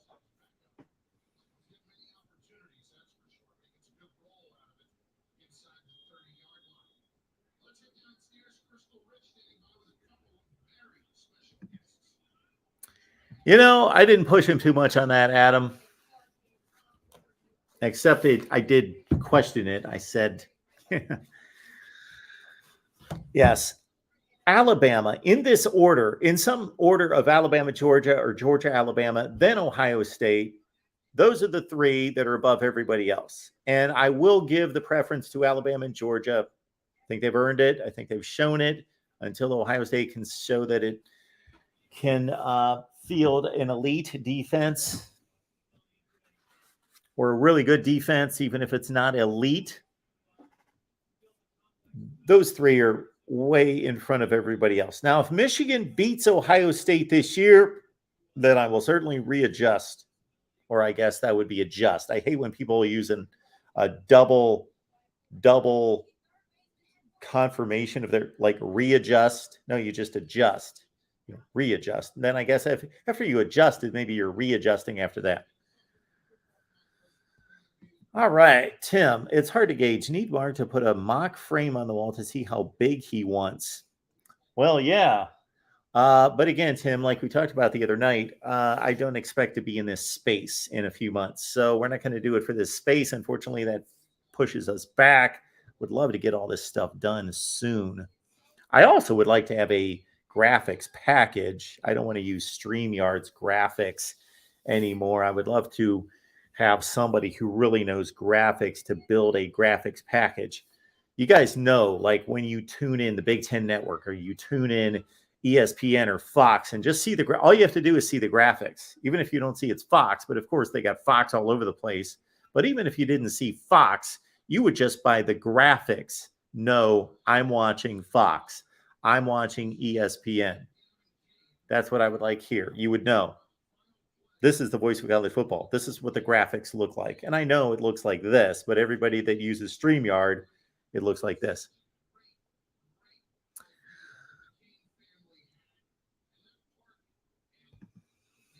Majority of the helmets are hidden. Take that into consideration. What's that mean? I don't know. Like right now they're hidden? There they are.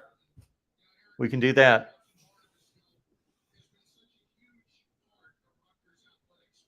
George is a graphics master.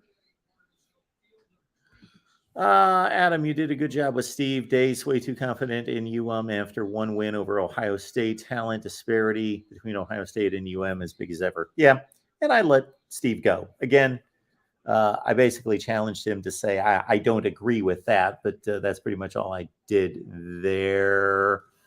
Yakov 22. Mark, now that you are self-employed, could you leave Connecticut for a less costly, lower tax state?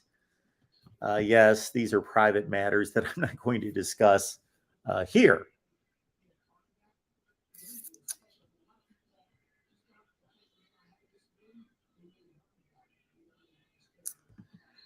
Jeff Webster, all you have to do is hear a few seconds of CBS's SEC theme and you know it's about to go down.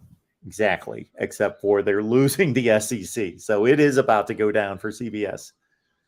It is about to go down. Thank you, Mike.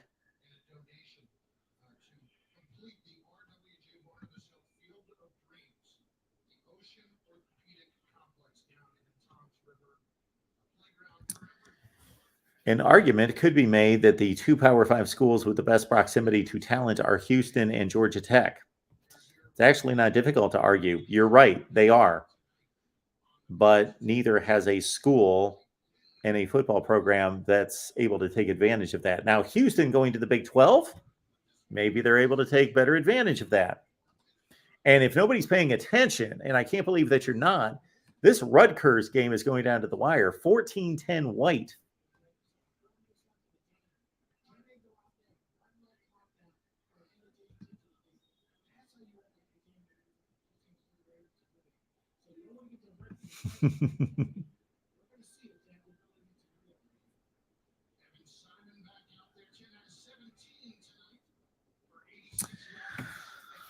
Good question to Real MVP. Yes, tomorrow we're going to simulcast everything. So at 2 o'clock, we will be on the 2 o'clock will be different because I don't want to put this on the Penn State channel at 2 because we're going to say goodbye halfway through. So I don't want to tease them. I don't want to disrespect Penn State by only doing a half and then saying goodbye. But USC is, for various reasons, a priority. Not that they're better than Penn State. Actually, Penn State's better than USC as of right now. But USC's a monetized channel. It's a priority. We get more views and all of that on USC. So 2 o'clock, we're going to be here on the main channel. And then at 3 o'clock, we'll be here on the main channel and the USC channel. At 6 here and on the West Virginia channel, 8:30 approx, depending on when our guy Jason Ray comes back from the Oklahoma spring game, 8:30 approx here and on the Oklahoma channel. Yes, we'll be on both.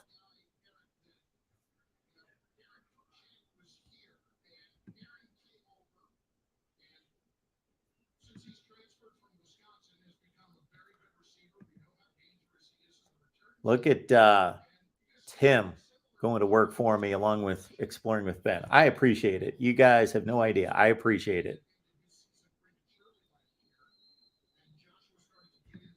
Yeah, too much water. Too much water, Exploring with Ben. The drinking, I just drank myself under the table. Chevy Chase. Yeah, I can only imagine what they look like to you. But man, I had to toss the laptop up in the air, get it out of that water in a hurry.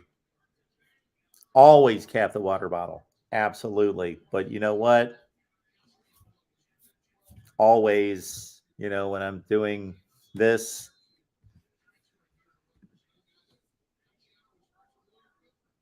The real MVP, do you hear me?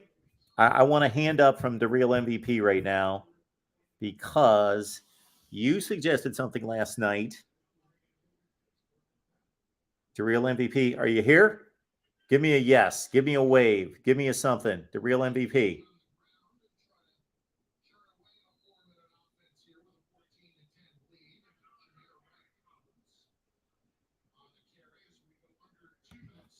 Meanwhile, while we're waiting for the real MVP to show that he's listening, Studio Roto, what do you think was the most important conference realignment of your lifetime other than this past year? Okay, so this past year, yes, to be clear, Texas, Oklahoma going to the SEC. The most significant realignment, expansion, movement of two schools to another conference in the history of college football. Now, we'll see how it plays out, but as it stands right now, Texas, Oklahoma. Okay, before 2021,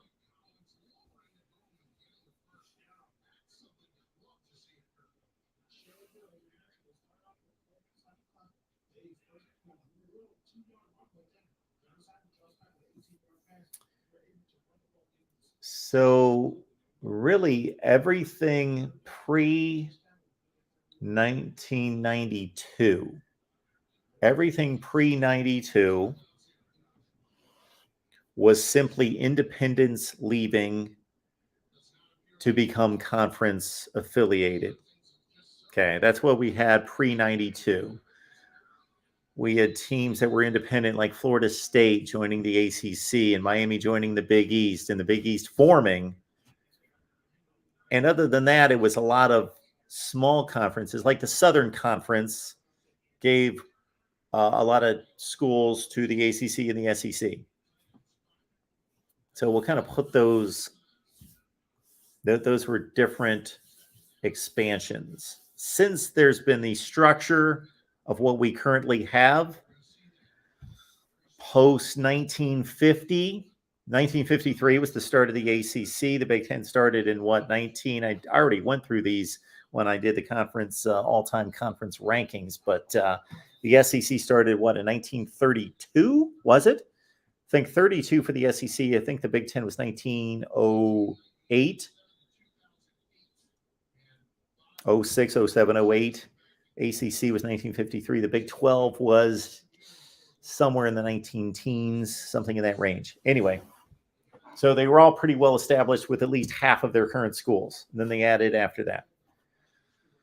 So, the SEC picks up Arkansas and South Carolina.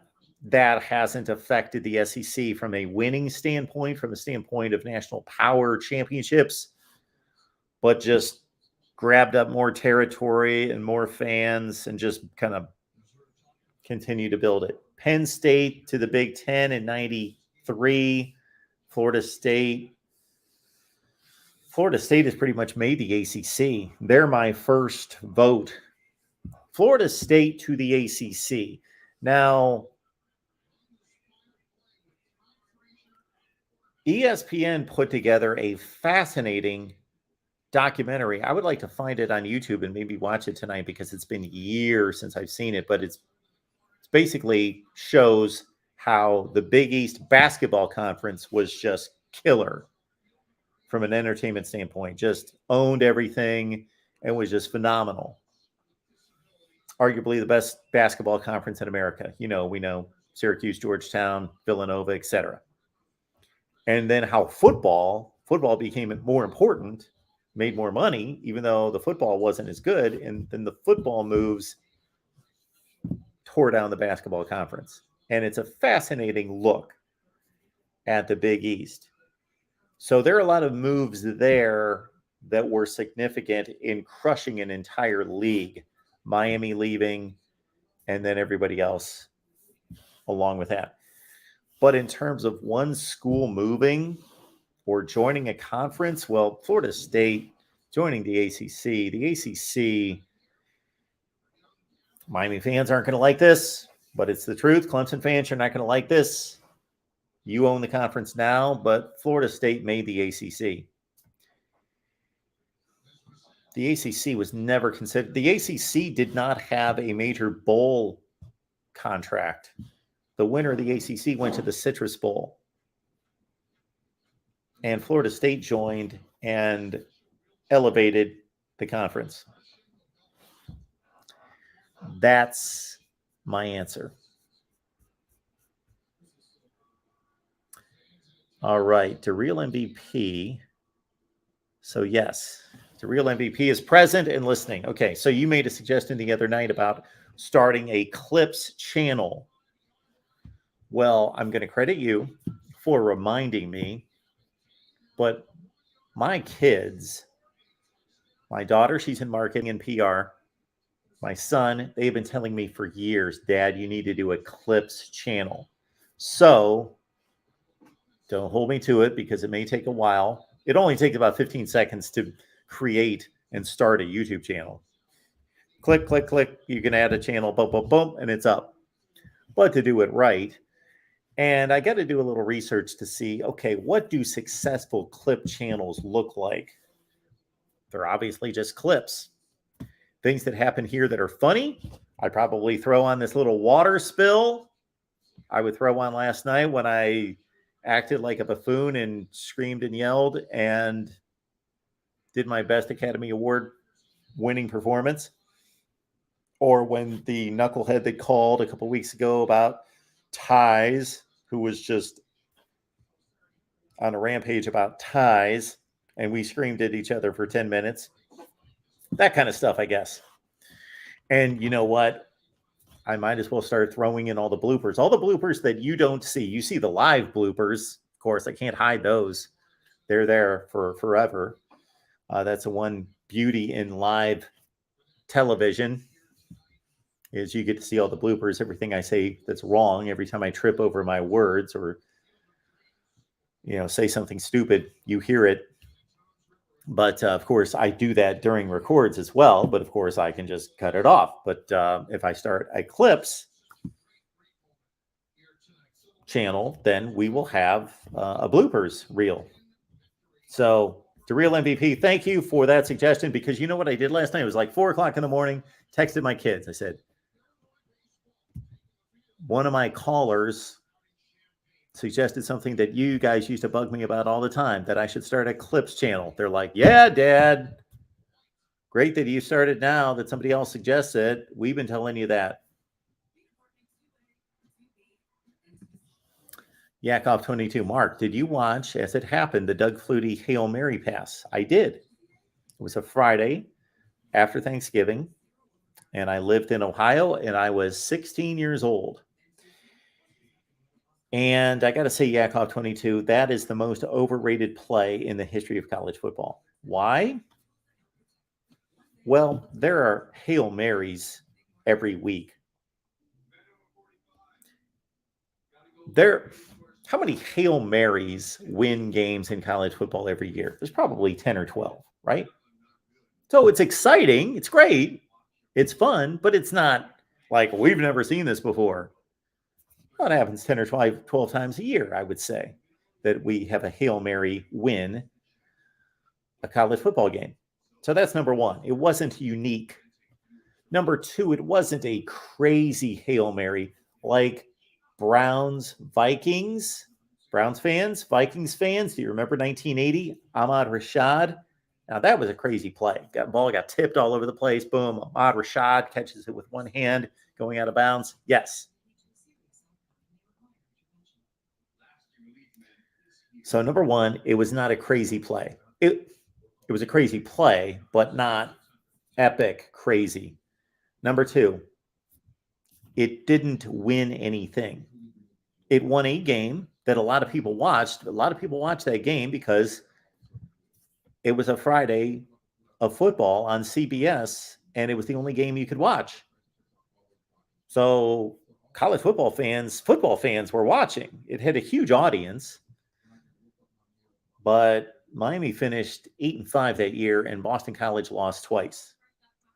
It It didn't decide any kind of championship. They were both independents. Neither one of them were in contention for a national championship. It just didn't really matter. It won Doug Flutie the Heisman. Had he not completed that pass and he won the Heisman comfortably as it was, Keith Byers might have won the Heisman. Okay. What we now have on, I don't know if this is going to get a bigger audience or not, but we've got the Illinois Maryland baseball game. Look at this with Cole Kirschipper on the mound. He's 4-2 with a 2.75 ERA. Okay. Connor, if you were to look introspectively, ooh, that's deep. How much does your conscious, subconscious biases affect your opinion of Ohio State? Okay, I say this all the time, Connor. I truly believe this. Okay.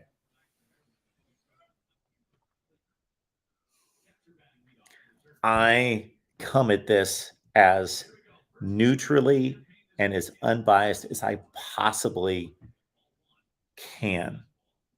But I am not stupid enough or unaware to the point that I think that that's completely humanly possible to do that, because we're all human. We're emotional. Let's think of it this way, Connor. Take a controversial play in sports, in football, college football. I'm thinking of one right now. It happened at the end of the 2002/2003 season. Okay. Let's say that controversial play is between Stanford and Georgia Tech. Okay.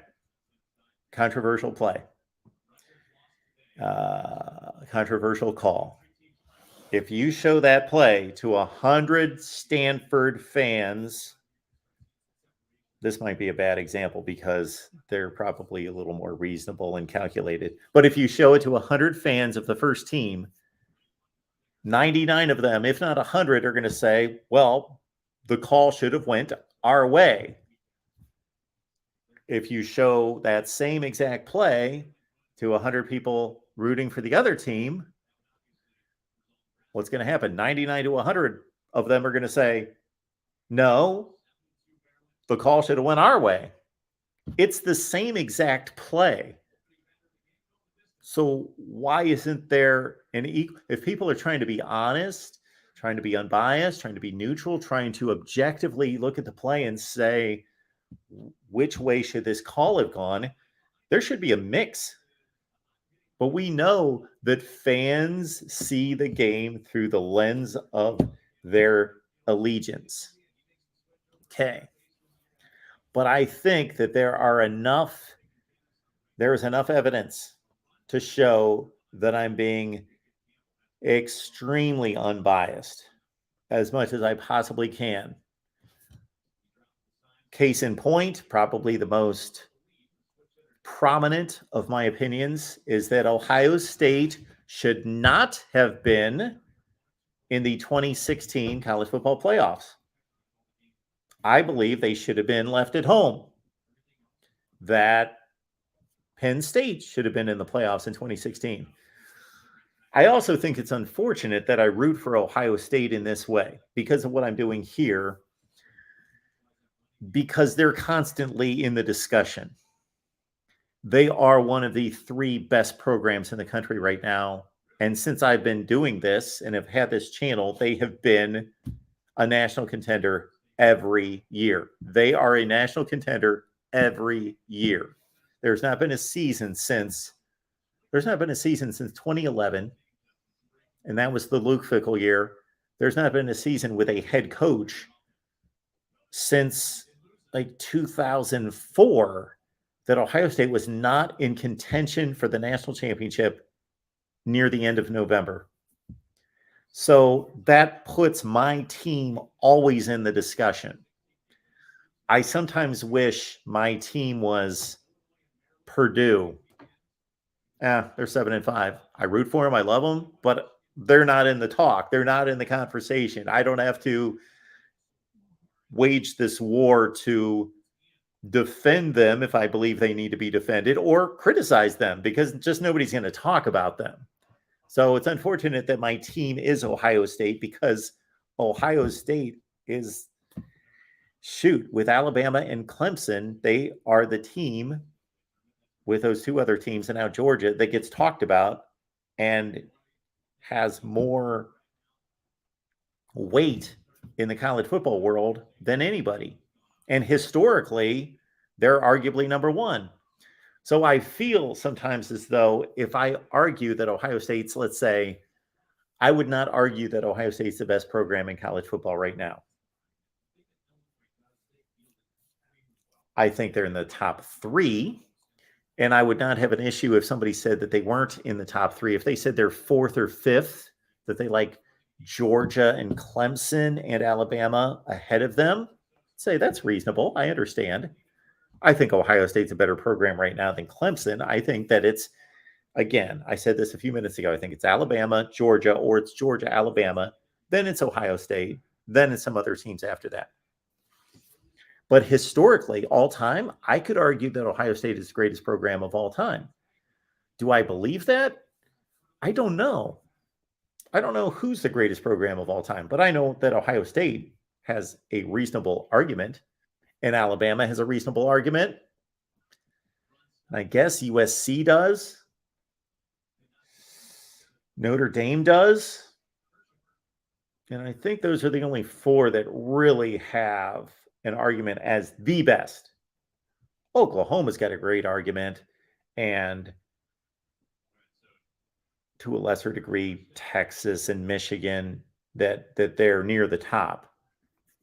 But yeah, that's the one thing I don't like, is that, yeah, my team, and so then I get caught in a situation where if I defend Ohio State, I think I've gained enough trust from most of you that you're like, well, Mark's just telling it like it is. He's being unbiased, but he's still saying Ohio State's the best, or Ohio State's this, or Ohio State should have won this game, or Ohio State's better than, and you guys take it as being reasonable or valid. But there's a lot of people that, regardless of how well I present the case, if I am taking Ohio State's side, they're always going to say, he's a homer. He's just sticking up for Ohio State. And that's too bad, but that's just going to be the way it is. Again, like Connor, if with all due respect, I think you understand my stance here. If I was an Oregon State fan, that would be great, because then I could just cut loose and nobody would ever question me sticking up for Alabama or Ohio State or Clemson or Georgia, or taking a side, because they'd be like, well, the guy's an Oregon State fan, so he doesn't have a stake in the game. But since I'm an Ohio State fan, some people are always going to say, but I do take some pride. I do take some pride in the fact that we may have more Michigan fans watch this channel than any other fan base. Michigan videos do better than any other videos on this channel. They do. So I think it's close between Ohio State and Michigan. And again, that's something I'm not entirely comfortable with. I would like to have more of a balanced distribution of fans on this channel. Uncle Rico, so is an Ohio State fan. If Georgia Tech did throw that pass and Stanford was called for pass interference, would you think it was the right call? I would look at the play and I would make a determination to say, well, I believe the call should have been this. And I could be completely unbiased in that situation, because I could care less about Georgia Tech and Stanford. Unfortunately, Ohio State finds itself in controversy all the time. You know, the 2002 national championship game, the 2019 playoff game with Clemson, basically being on the 4-5 line all the time with the playoff. In 2014, they got put in. 2015, they got left out. In 2016, they got put in. 2017 and 18, they barely got left out. 2019, they were undefeated, no doubt they were in. 2020 had its own issues with COVID, and then 21 left out, and rightfully so. So, for example, I'll say this. Do we have any Clemson fans here? Do we have any Clemson fans? We've only got 45 people watching tonight. Do we have any Clemson fans? I was pretty measured in my criticism of the officials after that Clemson win over Ohio State in 2019. But since then, I've just kind of cut loose and said, you know what? It is what it is. And what it is Ohio State got ripped off. And I hate, again, to go there because most people are going to say, or some people are going to say, well, he's just saying that because he's an Ohio State fan.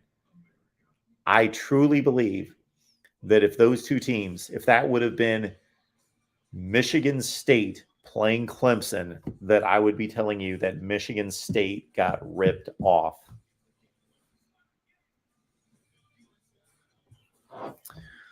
Good comment coming in from Ayako, and I apologize if I don't get your name right, but Ayako has commented before, so we appreciate your contribution here.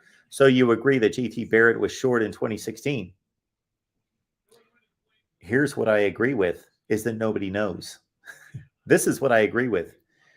The Ohio State fans, the Ohio State fan who says JT Barrett definitely made it, in my opinion, is delusional. And you know what? The Michigan fan who says we definitely stopped him, they're delusional.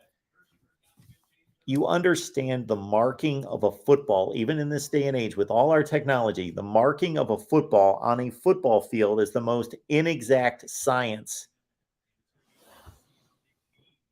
And even with all the camera angles and everything, to try to place, every time a player runs out of bounds, where that official marks the ball is just a guess.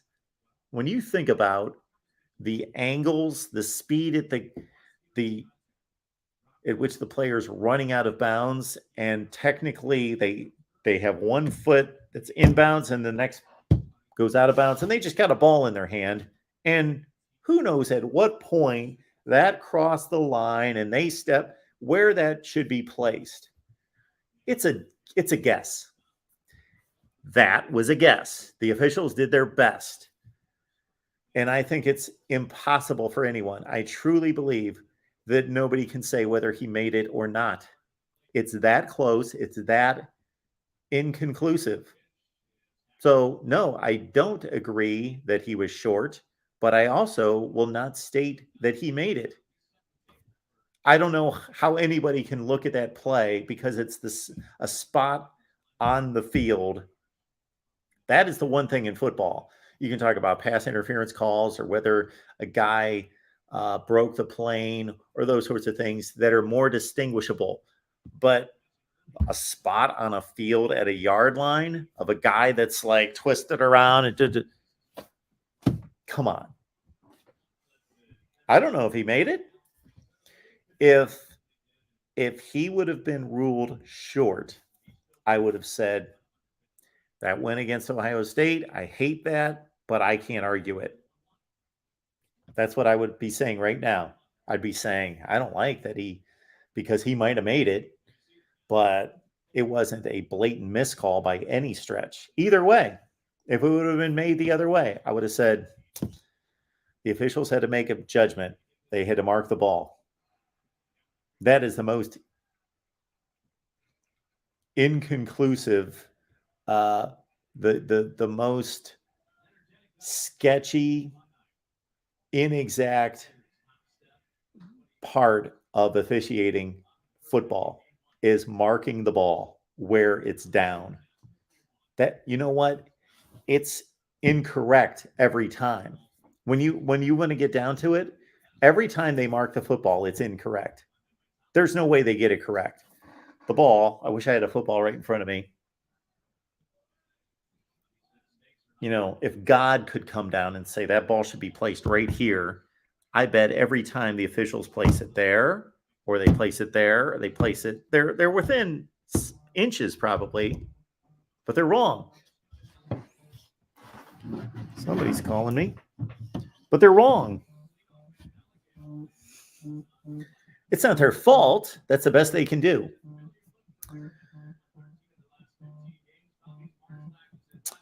Dave is telling us that the USFL spots the ball via the ball's position. I don't know what that means. Now, if they could put a chip in the ball and then there was some type of,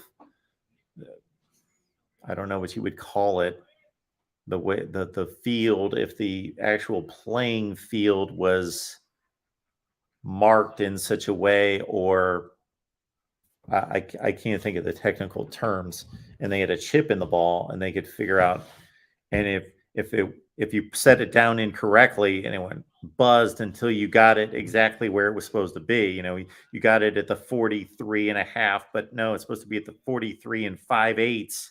Then it finally it buzzed when it was supposed to be exactly where it is. That technology's way, way off. Rowdy, sorry about that. I will catch your super chat. Let me find it. Thank you for that. I appreciate that. Isn't the Big 12 overrated as a football conference? They play nobody in non-conference. Then Oklahoma and Texas are leaving. It's a joke. Okay. Well, Rowdy, let's take that as the current Big 12 and then the future Big 12. Those are two different things. The current Big 12, is it overrated? I have a problem anytime anybody brings up this is overrated, that's underrated, like according to who? Like I don't know who you're talking about. Who's rating the conference? If you're talking about me, I'm not aware of people going around or people on media saying, well, the Big 12 sucks. And that just being pounded into everybody's head that the Big 12 is awful. And then I would be able to determine, okay, well, the Big 12 is being way undersold. The Big 12 is better than what people think, or vice versa. The Big 12 is great. The Big 12 can play with the SEC. If I was hearing that all over the place, I'd be saying, well, the Big 12 is overrated. But I don't know what you're referring to. Like, who is overrating the Big 12? The Big 12, I believe this past season and the season before, in about the past 2 to 4 seasons, has been the third best conference in college football. This is the first time in college football history that I can confidently say there's a conference that is the best. And I can confidently say there's a conference that is second best. And confidently, I can say there's a conference that's third best and fourth best and fifth. I think there is separation between all five. And I think it's the SEC, gap, Big 10, gap, Big 12, gap, ACC, gap, Pac-12. And there is no doubt that the Pac-12 is the worst and that the SEC is the best. And it's not hard for me to argue and prove that the Big 10 is second. Now, the Big 12 and the ACC, I get it. That's more difficult to prove, to substantiate. But when you say the Big 12 plays nobody, they play nobody out of conference, okay? All right. Let me think about this for a second. So this past season, Baylor usually doesn't play anyone. They did play BYU this past non-conference schedule. So understand first and foremost that the Big 12 teams only play 3 non-conference games. Texas played Louisiana and Arkansas. It's a pretty good non-conference schedule last year. They play Alabama coming up this year. Oklahoma, sure. Nebraska this past year, not a tough game. Nebraska this coming season, but Oklahoma has scheduled a lot of Ohio State, Houston, UCLA. Okay. Oklahoma State played Boise State, correct, out of conference, and Tulsa. I know they played Boise State a couple years in a row, and I think one was this past season. Kansas doesn't play anyone. They throw in Duke, that Rutgers. They've played those games. We don't care about Kansas. Kansas State non-conference recently. They played Auburn about 5 years ago. They played Mississippi State the last couple of years. Kansas State. Who else have they played non-conference? They played Stanford this past year. Who else do we have? TCU. They play SMU all the time. They also played Ohio State a couple of years ago in 2018. TCU. They played Cal a few times. Who else do we have? West Virginia. West Virginia played 2 Power Fives this past season. They played Virginia Tech and Maryland, and they're playing Virginia Tech and Pitt this year. So kudos to West Virginia. If Joey's still there, West Virginia playing 2 Power Fives outside the conference. Who else do we have? Texas Tech never plays anyone that good. They are playing NC State this year. And they played Ole Miss recently. So they've upgraded their non-conference scheduling a little bit. So just understand, and Iowa State always plays Iowa. So that's a good quality non-conference. Yeah, it's not. They haven't gone out and regularly scheduled Alabama and Oregon and Ohio State, but I'd have to do a pretty deep dive to conclude that they haven't scheduled that difficult. But when you say they play nobody in non-conference,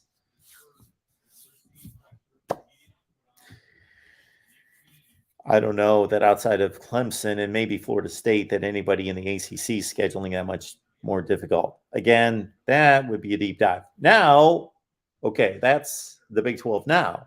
Oklahoma and Texas leave. It's a joke. I can understand your point. Well, it's a joke in terms of competing for championships. The Big 12 is going to have all sorts of difficulty competing at an elite level without Oklahoma. Texas hasn't done anything for 10 or 11 years. But without Oklahoma, you've got with BYU, Houston, UCF, and Cincinnati coming in. Look at that conference. It's a really good conference, but it's all top 20 to 50 teams. They're all kind of packed in there aside from Kansas. Unless something drastically changes, the Big 12 is going to be a really great race. Just think about how close Oklahoma State and TCU and West Virginia and Baylor and Texas is going to be gone. All those schools are now, and then throw in UCF, BYU, Houston, and Cincinnati. It's going to be a crazy race every year, most years. But is there going to be an elite? I don't see it. Who's going to be elite? When is the last time any of those schools were elite? The answer is never. So I agree with some of your points. Don't agree necessarily. I don't think that the non-conference schedule has been awful, unless you're Baylor and Kansas, but it's not been great. Again, we would have to take a pretty deep dive to substantiate who's playing the toughest non-conference games. I'm guessing it's the SEC. And the reason I say that is that, and I know people are going to jump on them playing all these FCS games, and they do. They play a lot of garbage teams, the SEC out of conference. But if you take Georgia, Kentucky, Florida, and South Carolina, they always play a quality team in the ACC as their rival. Louisville, Kentucky, Florida State, South Carolina, Clemson, Georgia Tech. Plus, they almost always schedule somebody else. So, for example, Florida State this year is going to play Florida and LSU. For example, Georgia. Last year, they played Georgia Tech and Clemson. They've got schedules coming up where they're playing like Georgia Tech, Texas, and Ohio State. And Georgia always plays a tough non-conference game in addition to Georgia Tech. And Georgia Tech sucks right now. But you only have to go back 5 years when Georgia Tech was winning an Orange Bowl, and they were a really good program. So the SEC probably plays the best non-conference schedule. And a lot of people is going to be upset with that comment because they pick on the SEC for playing FCS schools, and they do play too many of those. And it's when they play them that people are upset about that situation. All right, what else do we have here? Uncle Rico. There is no chip in USFL, and it's already caused another controversy because it appears to throw off the weight and behavior of the ball. Huh. Oh, there is a chip in the USFL. Interesting.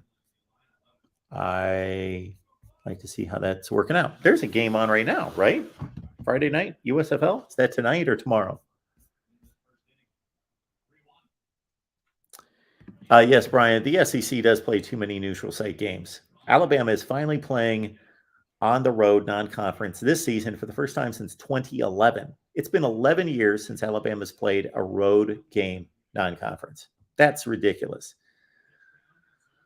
And also, Florida has not played a non-conference game outside the state of Florida.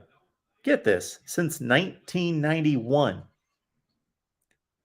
31 years ago was the last time Florida played a non-conference game outside the state of Florida. Yeah, that's not right. There are too many. That's because they've signed this deal with the ACC and they play that Saturday game and Monday game on Labor Day weekend. So like last season, it was Alabama, Miami on Saturday, and it was Ole Miss and Louisville on Monday. So I agree. Too many neutral site games that are played in Houston, Atlanta. I don't like those. There's too many of them.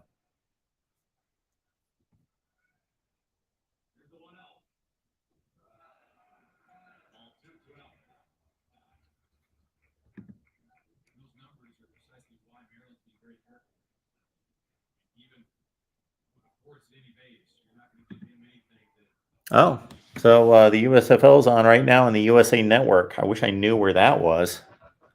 The USA Network. Man, that's something I used to watch when I was like 16.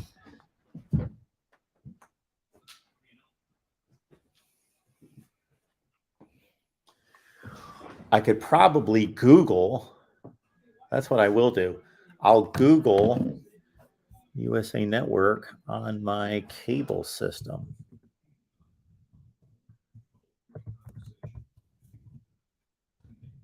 Let's see. Supposed to be. Oh man. Well, let's see if I can find it. Oh my goodness. Oh, there we go. 38 apparently. Let's try it. Get to see my first USFL game since 1985. Who do we have playing? Oh, look at this. USFL. You guys made me happy. I might start to get into this. This is week 2, right? The first go around at the USFL, I was all in on it. I sometimes wonder, how did I have all that time? Like I was thinking about being in college the other day. I was having a conversation. Oh, it's halftime. I was having nobody's there. I was having a conversation. Oh, there is really nobody there. Good Lord.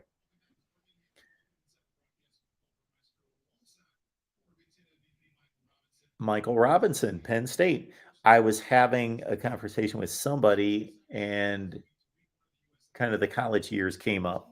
And I thought, my goodness, when I was in college, took full schedule of classes, had all the homework and all the papers and everything and all the labs to take. And then I had an internship at the local TV station for my last 2 semesters. And that would take up 20 some hours of my week. And then on top of that, I had a job at a grocery store and I'd work 20 some hours a week. And then on top of that, I went out on the weekends.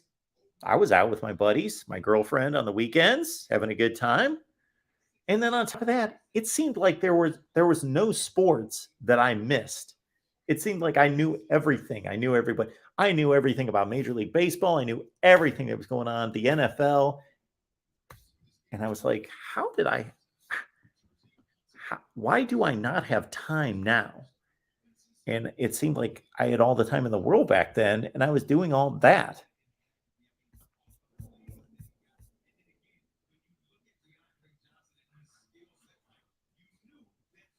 Yeah, I don't care about the NBA playoffs, Simpson.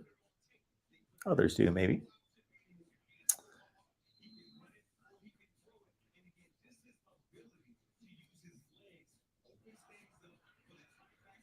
All right.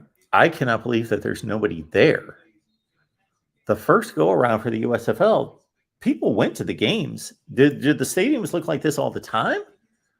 Then I got to think that this league's not going to make it long.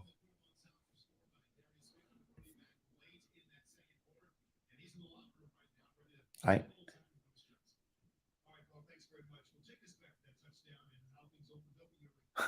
Western Michigan versus Rutgers. It does look like that. And they're interviewing players at halftime. Who's that? Darius Victor. Does anybody remember him from college? I don't.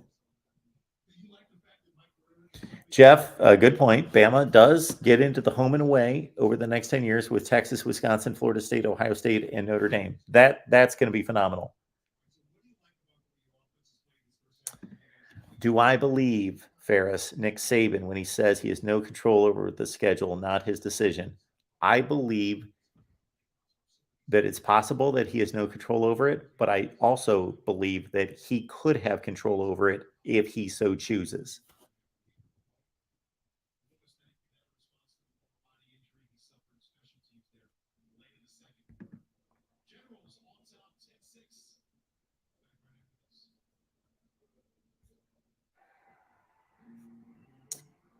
All right. I don't think I missed anything here. And again, if anybody's just tuning in, I apologize about the call in.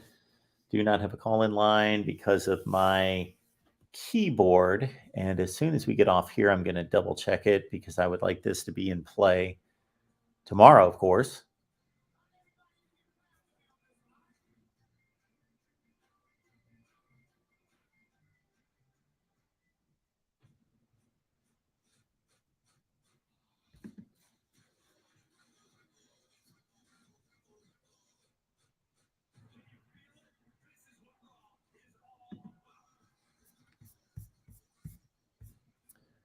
Rowdy's back here with a super chat. Appreciate that, Rowdy. Do you think it's coincidence that the ACC, the Big Ten, and the Pac-12 excluded the Big 12 from their alliance? Is it to eliminate a guaranteed college football playoff spot for the Big 12? Well, at the time that they formed this alliance, of course, the Big 12 was in chaos. The Big 12 was unstable. The Big 12 had just lost Texas and Oklahoma. So I don't know that those conferences wanted to extend an invite to this alliance because the future of the Big 12 at that point was not secured.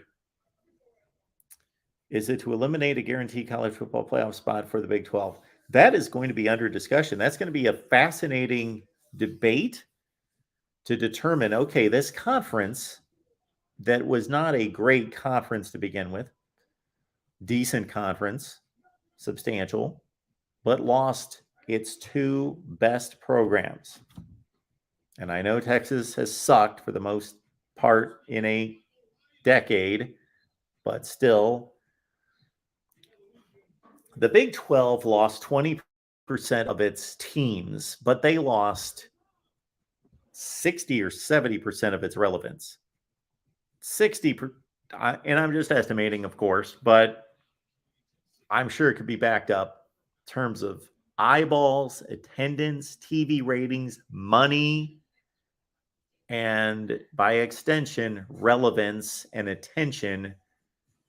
The Big 12 did not lose 20% of its conference. It lost 60 or 70% of its conference. Now they have brought in, and I credit Bob Bowlesby for making the best move that could possibly be made.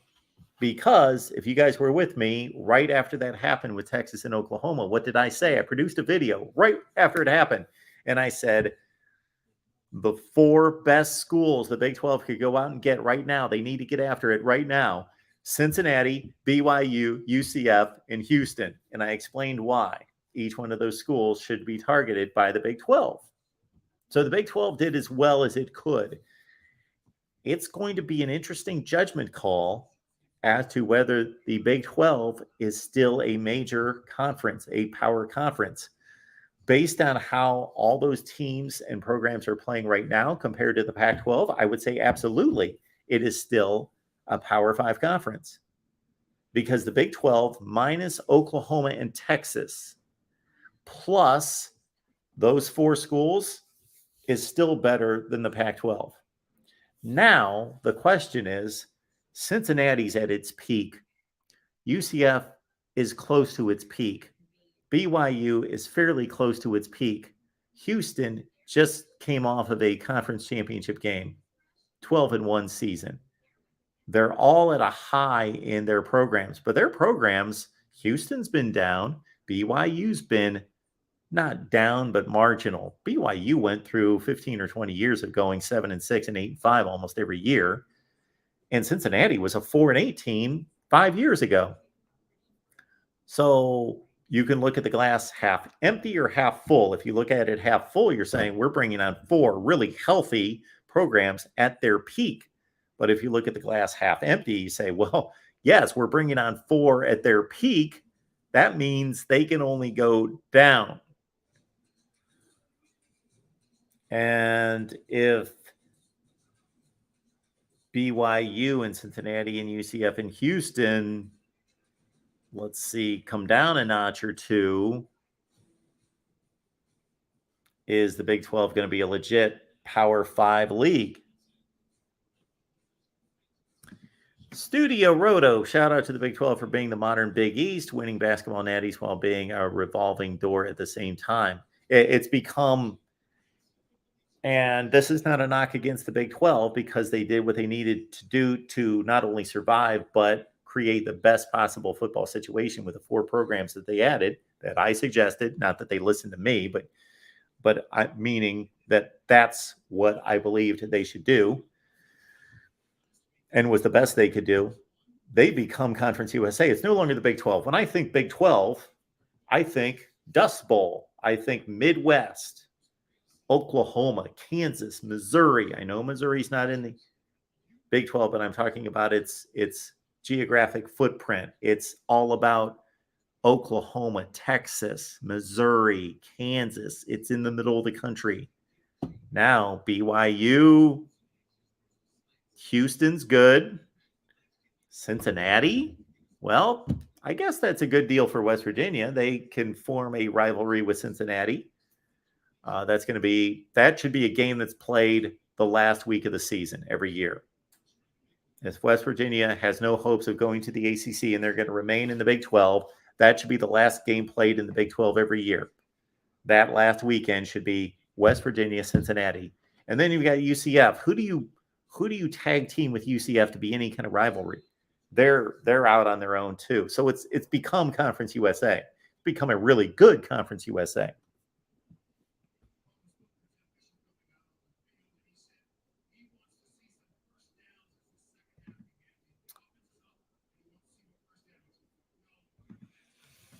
Sampson believes that Houston and even Cincinnati can be a national power. Well, Cincinnati is to a certain extent right now. Look at Miami in the 80s. Before that, what would you have said their peak was? Well, their peak was nothing. Miami was horrible. The difference is that Miami's got an amazing recruiting footprint.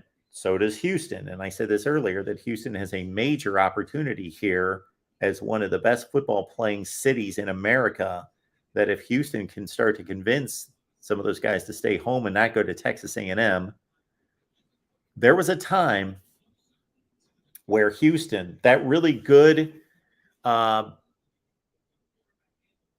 the Eric King the quarterback on that team? The Ed Oliver team. Who else was on that team? The Ed Oliver team in 2015 that beat Louisville and Lamar Jackson. They beat Florida State and Dalvin Cook in the Peach Bowl.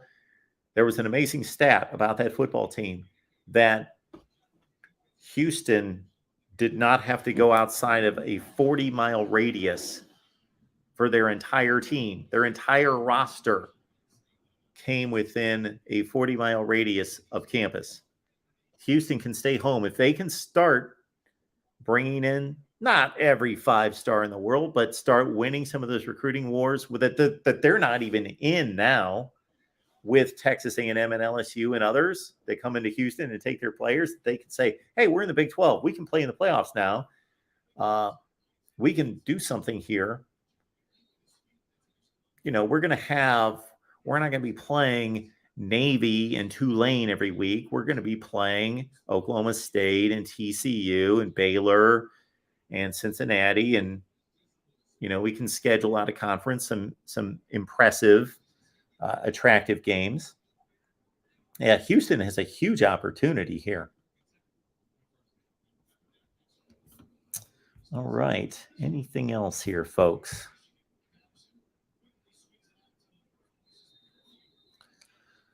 John, did you all notice that Mark had to think before he said Louisville? I still say Louisville. It's Louisville, to get the pronunciation correctly. I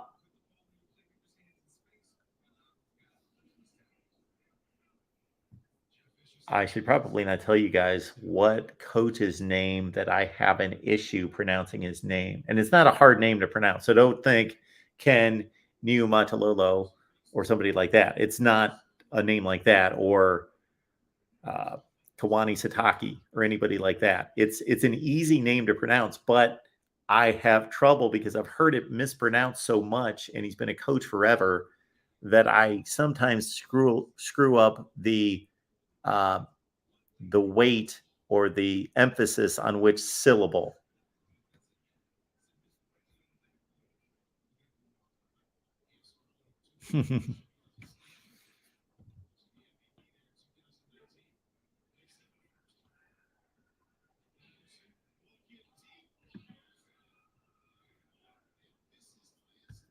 Sometimes I click on somebody's comment, but if somebody makes a comment before I click, or right at the same time that I'm clicking, it advances and I click on the wrong comment. Anyway, Ayako, do you think Cincinnati can make an impact with Ohio State recruits now? I think they've got a better opportunity. I don't think that they're going to take Ohio State's main targets away from them. But if you're talking about the 10th best player in the state of Ohio, yes.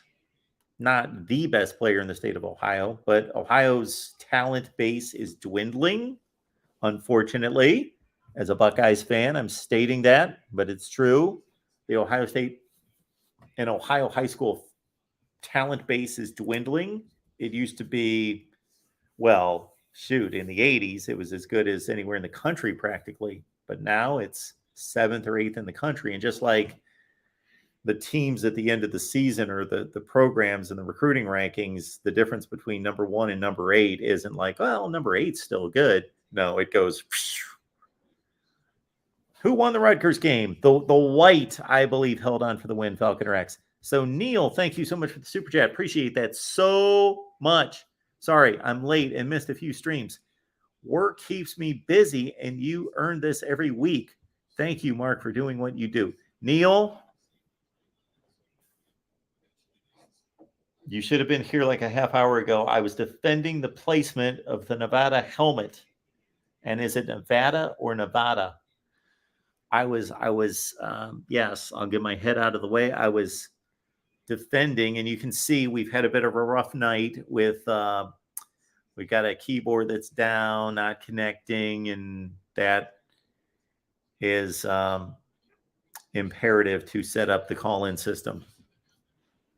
So no calls tonight, but Neil, thank you so much for that. And for as much as I appreciate all these super chats, they're amazing. Thank you so much for that. We want to get to a place where we have sponsors. That's where we need to bring in the revenue. There was a water spill. That was exciting. It's been a madhouse.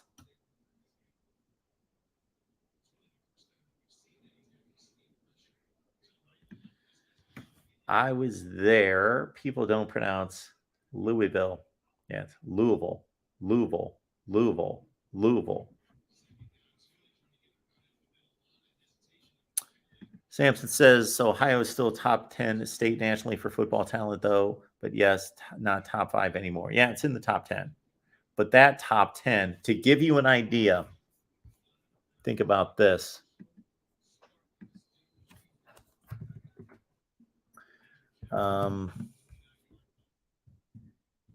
think about it this way. Okay, for 2022,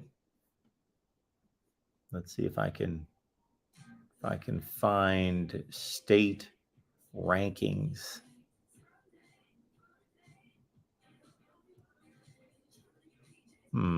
Player rankings, team rankings. There's a state rankings.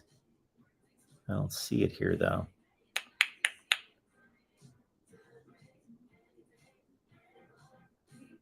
Maybe it's, let me see. Here we go. I think this might.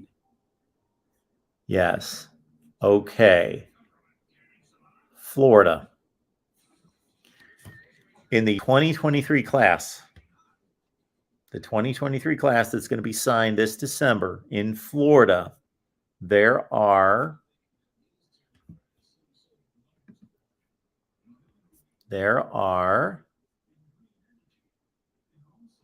71 4 stars, 71 4 or 5 stars in Florida, 71. In Ohio, I'm going to guess there's 8.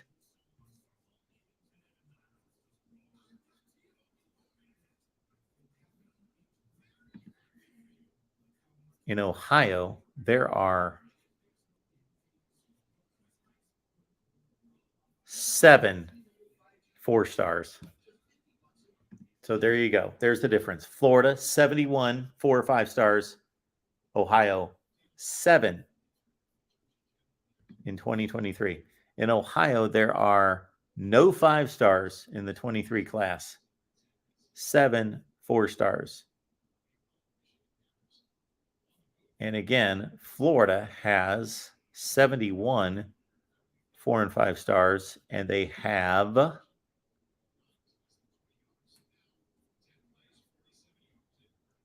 7 5 stars. Florida has 7 5 stars. Ohio has 7 4 stars. And Florida's got 71. I'm guessing California is in the 40 range. California is going down. Still loaded with talent, but it's going downhill. Number of 4 stars in California. Ooh. It's only 24 now.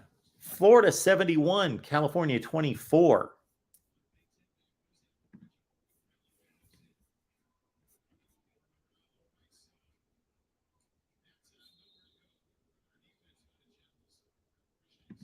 Mr. X, you're probably right that Miami-Dade County probably has more 4 stars than the whole state of Ohio. And Ohio's probably still barely in the top 10. If we went back 20 years, Ohio State would be in the top 5 or 6. Now it's probably barely hanging on to the top 10. Yes, the real MVP, Florida. California is going downhill. Still, that's a lot of 4 stars, 24. I'm guessing Georgia has passed California. I used to always say, and this was true, Florida, Texas, and California produced 40% of the top 300 recruits. Now, I bet Georgia's passed California. Georgia has, in 2023, California, again, with 24 4 stars, Georgia, 31. Texas, I don't think is going to be as many as Florida, but it's going to be somewhat close. I bet they're in the 60s. Texas, got to load more. Texas, 57. Florida, 71. Texas, 57. Georgia, 31. California, 24. And how many 5 stars in Texas? There were 7 in Florida. 4. Those are good numbers. I should do a video. Interesting. And if we went back, let's go back as far as we can go back. If we went back to 2000, See if we can even do that. Does it do that? Let's see what it was in 2000. In 2000, when Bryant McFadden was the number 1 player in the state of Florida and Willis McGahee was number 2. Wow. Florida then, see, they only have the top 14 players ranked, so forget it. Let's see if maybe by 2005, let's see if they've got they were just starting to compile this stuff back then. Let's see Florida in 2005 compared to Ohio. Bet it was a little closer. Florida in 2005. Florida in 2005 had, wow, 71 in 2023. In 2005, 32. 71, 32 in 2005, Florida. And Ohio had, this would be a good video right here. I don't know if anybody's going to watch it, but Ohio had 7. It was about the same. That surprises me a little bit. Doesn't look like we can go back. So I think Sampson had said that Ohio is having a bad year. Not really. Going back to 2005 and 7 4-stars. Now the 5-star was Alex Boone. Jamario O'Neal was also a 5-star. Mario Manningham was in that class. So was anybody else of note? Not really. Those were the best players in that class. That's not a great class. Tyrell Sutton. He was a good player for Northwestern.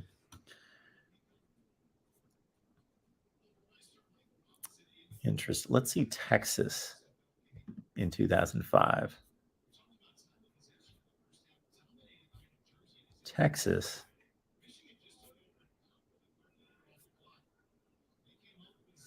They only had 27. So they 57, 27. So, yeah. Florida, for as great as Florida was in 2005, it's even more loaded with talent now. I got you, Sampson. I got you, because Sawyer was a 5-star, of course. Zach Harrison's been a 5-star recently. I got you.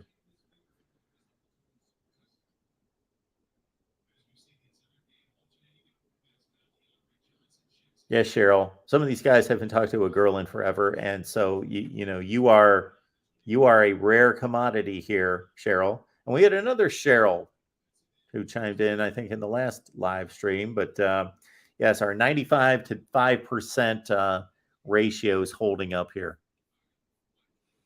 Neil Campbell, our starting quarterback is from Louisiana. Well, for now, but our transfer from Oklahoma State, I guess, is from Norco. He most likely will take that job. I should do a Nevada preview just for Neil here. But Neil, if you're on Patreon, I'll put it over there because it's going to kill my channel. We were talking about that earlier. I can no longer post videos that are going to die and kill the channel because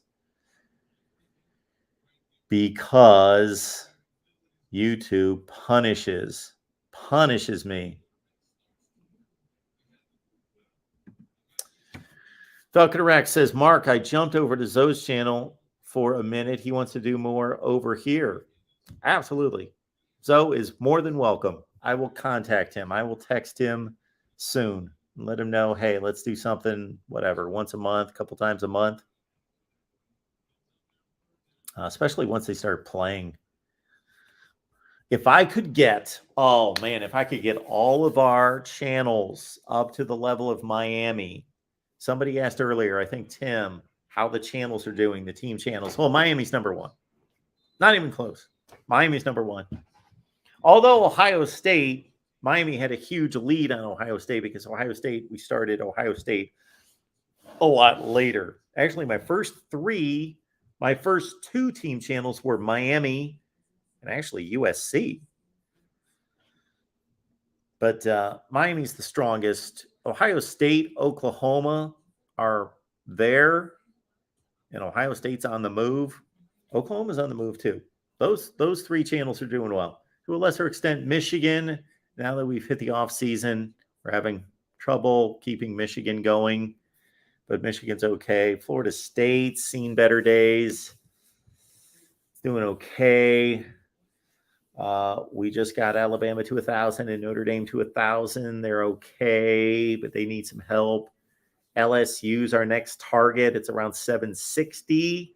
So if you like LSU football or you just want to help us build the network of channels, jump on the LSU channel and hit sub. That would be awesome if we could get LSU cranked up. Look at that. Dave is telling us that American Heritage by itself has 4 stars. So this is when I see comments like this is when I know I do a poor job at promotion. And I'm going to have to do a better job because we're going to make this a solely national channel. So all of you are going to need to know about, and everybody else that's not watching right now, about the team channels. We do have a Big Ten channel. We have a Big Ten channel. It's got 8,000 subscribers. But that sounds good. But those 8,000 people, hardly any of them must be Big Ten fans because it was some other channel that's been converted to a Big Ten channel, and it's just not doing well.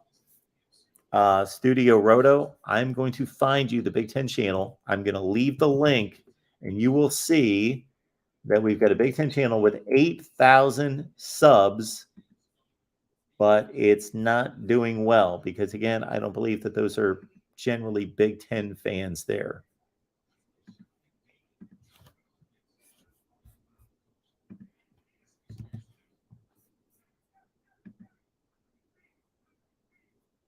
Let me do something real quick because we should not have that video featured. That's kind of stupid. All right, let's not do that. Okay.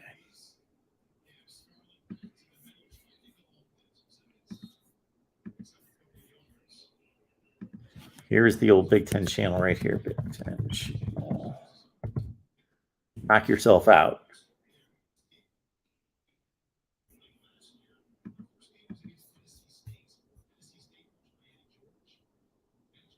Thanks, Studio Roto. We got a lot of good stuff there. We post on a regular basis, but and some of the stuff that I post here, like last week, Michigan State, I'm going to have to stop posting here on the main channel because it's just killing our channel here.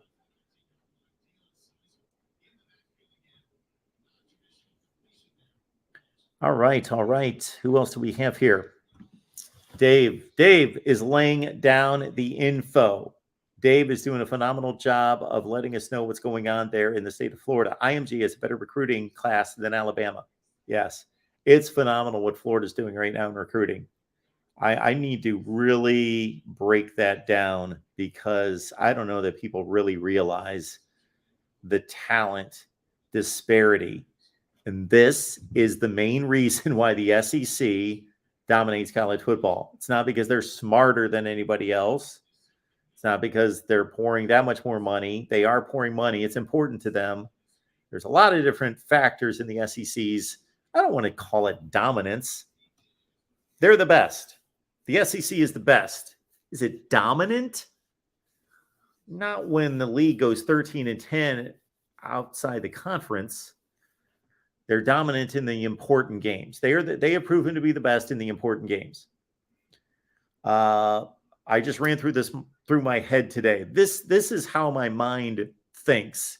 This is pretty disturbing. But while I was in the shower, I didn't plan on thinking like this, but my mind's always just running through numbers and statistics and years. I counted up that the Big Ten went 13-10 non-conference this past season against the Power 5. The Big Ten went 13-10. The SEC went 13-10. So what can we draw from that? Well, I think then we need to look at who did the SEC beat? Who were the teams that the SEC beat non-conference? Michigan, that's pretty good. Clemson. Miami. Louisville. Texas.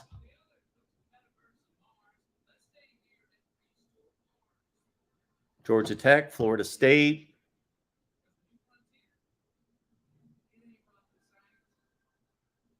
South Carolina. Or what am I saying? South Carolina is in the SEC. Hang on. Who else did the SEC beat? Okay, let's do it this way. My bad. Let's start over. The SEC. Okay. Alabama beat Miami and Cincinnati. Those were their legitimate non-conference wins. Texas A&M beat Colorado. Big deal. LSU beat nobody. Auburn beat nobody. Mississippi State beat NC State. Good win. Really good win. NC State was a 9-3 team. Mississippi State beat them. Ole Miss beat Louisville. And that's it. Arkansas beat Texas and Penn State. Arkansas with a great contribution for the SEC non-conference this year. Then if we go to the East, Georgia beat Clemson, Georgia Tech, Michigan. That's pretty good. Kentucky beat Louisville and Iowa. That's pretty good. Nice contribution there. Beat a top 15 to 20 Iowa team in addition to Louisville. Florida beat Florida State. Big deal. Vandy beat no one, of course. Missouri beat no one. Tennessee beat no one. South Carolina beat North Carolina. Nice win. Not that North Carolina was great. They were 6-7, but they were on the same level as South Carolina. South Carolina beat them. So that's it for the SEC. So Miami, Cincinnati, Louisville twice, Florida State, Georgia Tech, Michigan, Clemson, Colorado, NC State. Okay. Those are the best wins. Iowa. The losses? Well, Alabama lost to nobody. Auburn lost to Penn State and Houston. No shame there. Close games. Texas A&M didn't play anyone or lose to anybody else because they didn't play in a bowl game. LSU lost to Kansas State and UCLA. That's not real good. Those two teams were okay, but LSU should not lose to UCLA and Kansas State. Mississippi State got bludgeoned by Texas Tech. That's not a good look. Ole Miss lost to Baylor.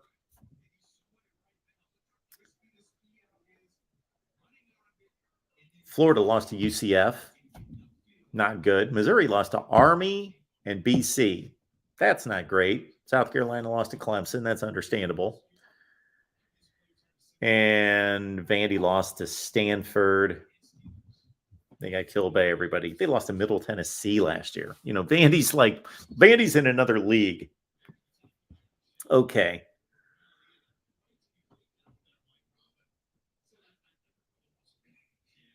And did I miss? Tennessee lost to Pitt and Purdue. Okay. Compare that to the Big Ten. Big Ten's wins. Ohio State beat Utah. That's a nice win. Michigan beat Washington. They sucked. Maryland beat West Virginia. It's a nice win. Decent win. Same level team. Rutgers beat Syracuse. That's a nice win outside the conference. Michigan State beat Miami and Pitt. Nice job by Michigan State holding up for the Big Ten. Beat Miami and Pitt. Penn State beat Auburn. Nice win. Iowa beat Iowa State. Nice win. Wisconsin beat Arizona State. Decent win. 8-4 Arizona State team. Purdue beat Tennessee and Oregon State. Two nice wins.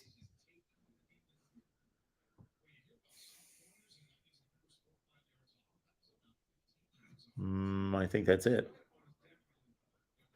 Did I miss anything? No. Okay. Who'd the Big Ten lose to? Well, Ohio State lost to Oregon. Not good. Oregon's good. They were decent. They were okay, but Ohio State was supposed to be one of the best teams in the country. They lost to Oregon. Pretty bad loss. Michigan lost to Georgia. No shame in that, but it was the way they lost. Looked bad. Penn State lost to Arkansas without half their defense. No. Oh, Maryland also beat Virginia Tech. Let's keep that in mind. So Maryland beat West Virginia and Virginia Tech. Indiana lost to Cincinnati. Indiana was the worst team in the Big Ten. No big deal there. They actually, that should be to the Big Ten's credit that they hung in with Cincinnati. They played Cincinnati close, and Indiana turned out to be the worst team in the Big Ten. Northwestern lost to Duke. That's a bad loss, although Northwestern was one of the two worst teams in the league. Purdue lost to Notre Dame, but it was close, respectable score. Wisconsin lost to Notre Dame, not a good loss. They're in the fashion that they lost late. It was close, a really close game. Then they got blown out late. Iowa lost to Kentucky. Not a bad loss, close game. Oh, Minnesota. They beat, we missed this win. Minnesota beat West Virginia in the bowl game. So the Big Ten with a couple wins over West Virginia. So that just kind of lines things up a little bit.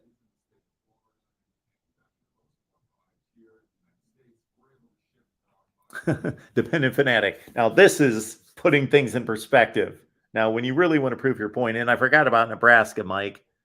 Yes, the Oklahoma game. Nebraska played well against Oklahoma, but they lost. Michigan lost to Georgia, but it was 11-0 once JJ started. I don't think it was 11-0. I think it was because it was like 27-3 anyway.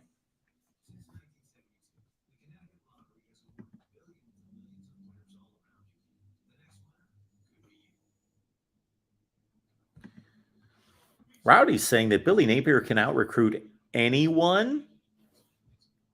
That's a big statement. Anyone?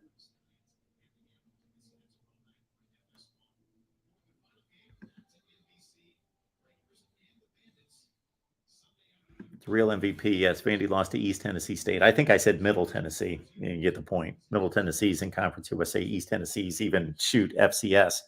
And they lost by 20 points. Vandy's just, if this was like cutthroat corporation, why would the SEC not just say, Vandy, bye, you embarrass us?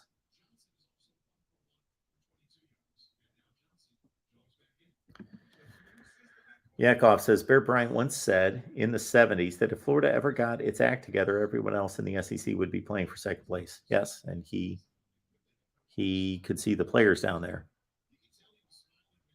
And that was in the 70s.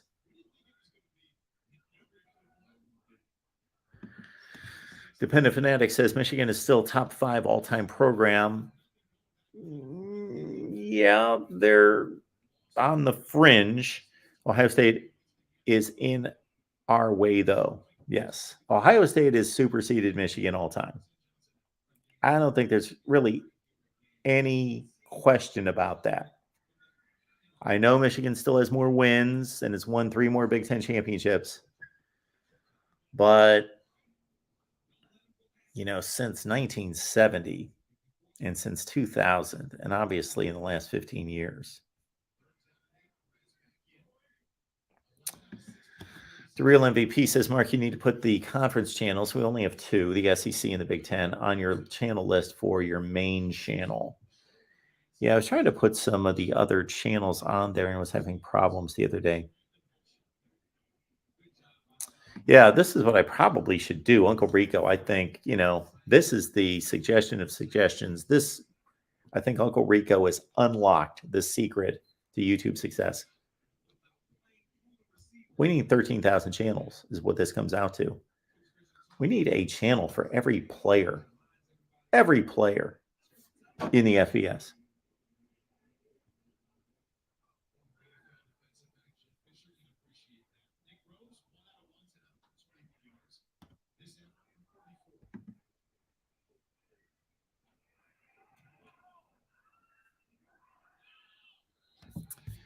All right. I believe that I have covered a lot of ground here, and I've been on here for 3 hours. Studio Roto says the SEC Big Ten matchup nobody talks about. Vandy, Northwestern, private academy powerhouses that are at the bottom of their conferences. Well, Vandy always is. Northwestern's won their division 2 out of the last 3 years and played in the conference championship game. So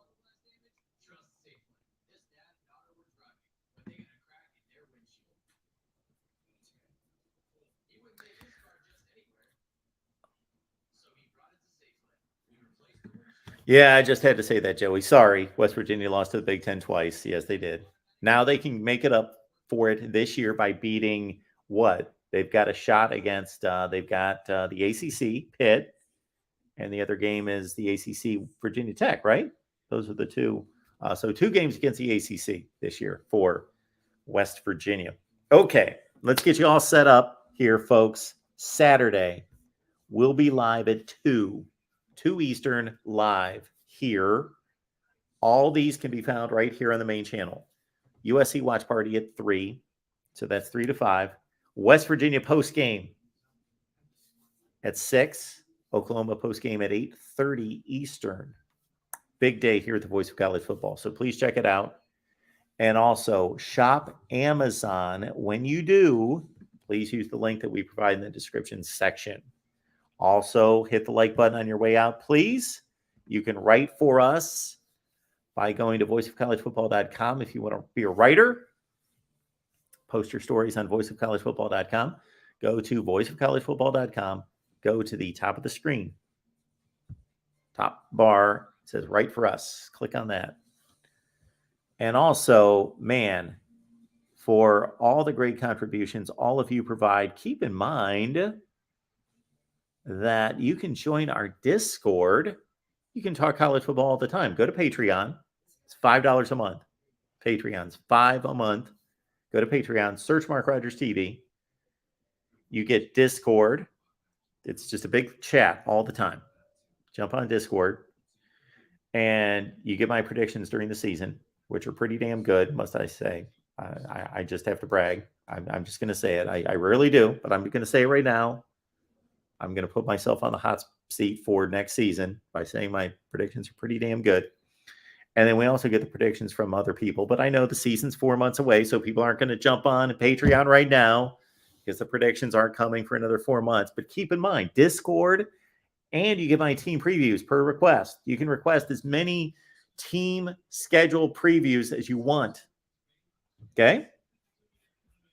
And you also get to request a live stream, exclusive live stream per request. So hop on over to Patreon. Rowdy says, not college football, but how about them Bengals? Are they playing tonight? Yeah, the Bengals. Great job by the Bengals and our boy Joe Burrow. Good show. See you tomorrow. Thanks, Ferris. Appreciate that. Thanks, everyone. Dependent Fanatic. Yes, thanks so much for that, Joey. Remember, you can contribute also. Venmo, PayPal, and Cash App goes directly to me. That's a bit more incentive to go that route. Venmo, PayPal, and Cash App goes directly to the Voice of College Football. You don't have to go through YouTube. Wink, wink.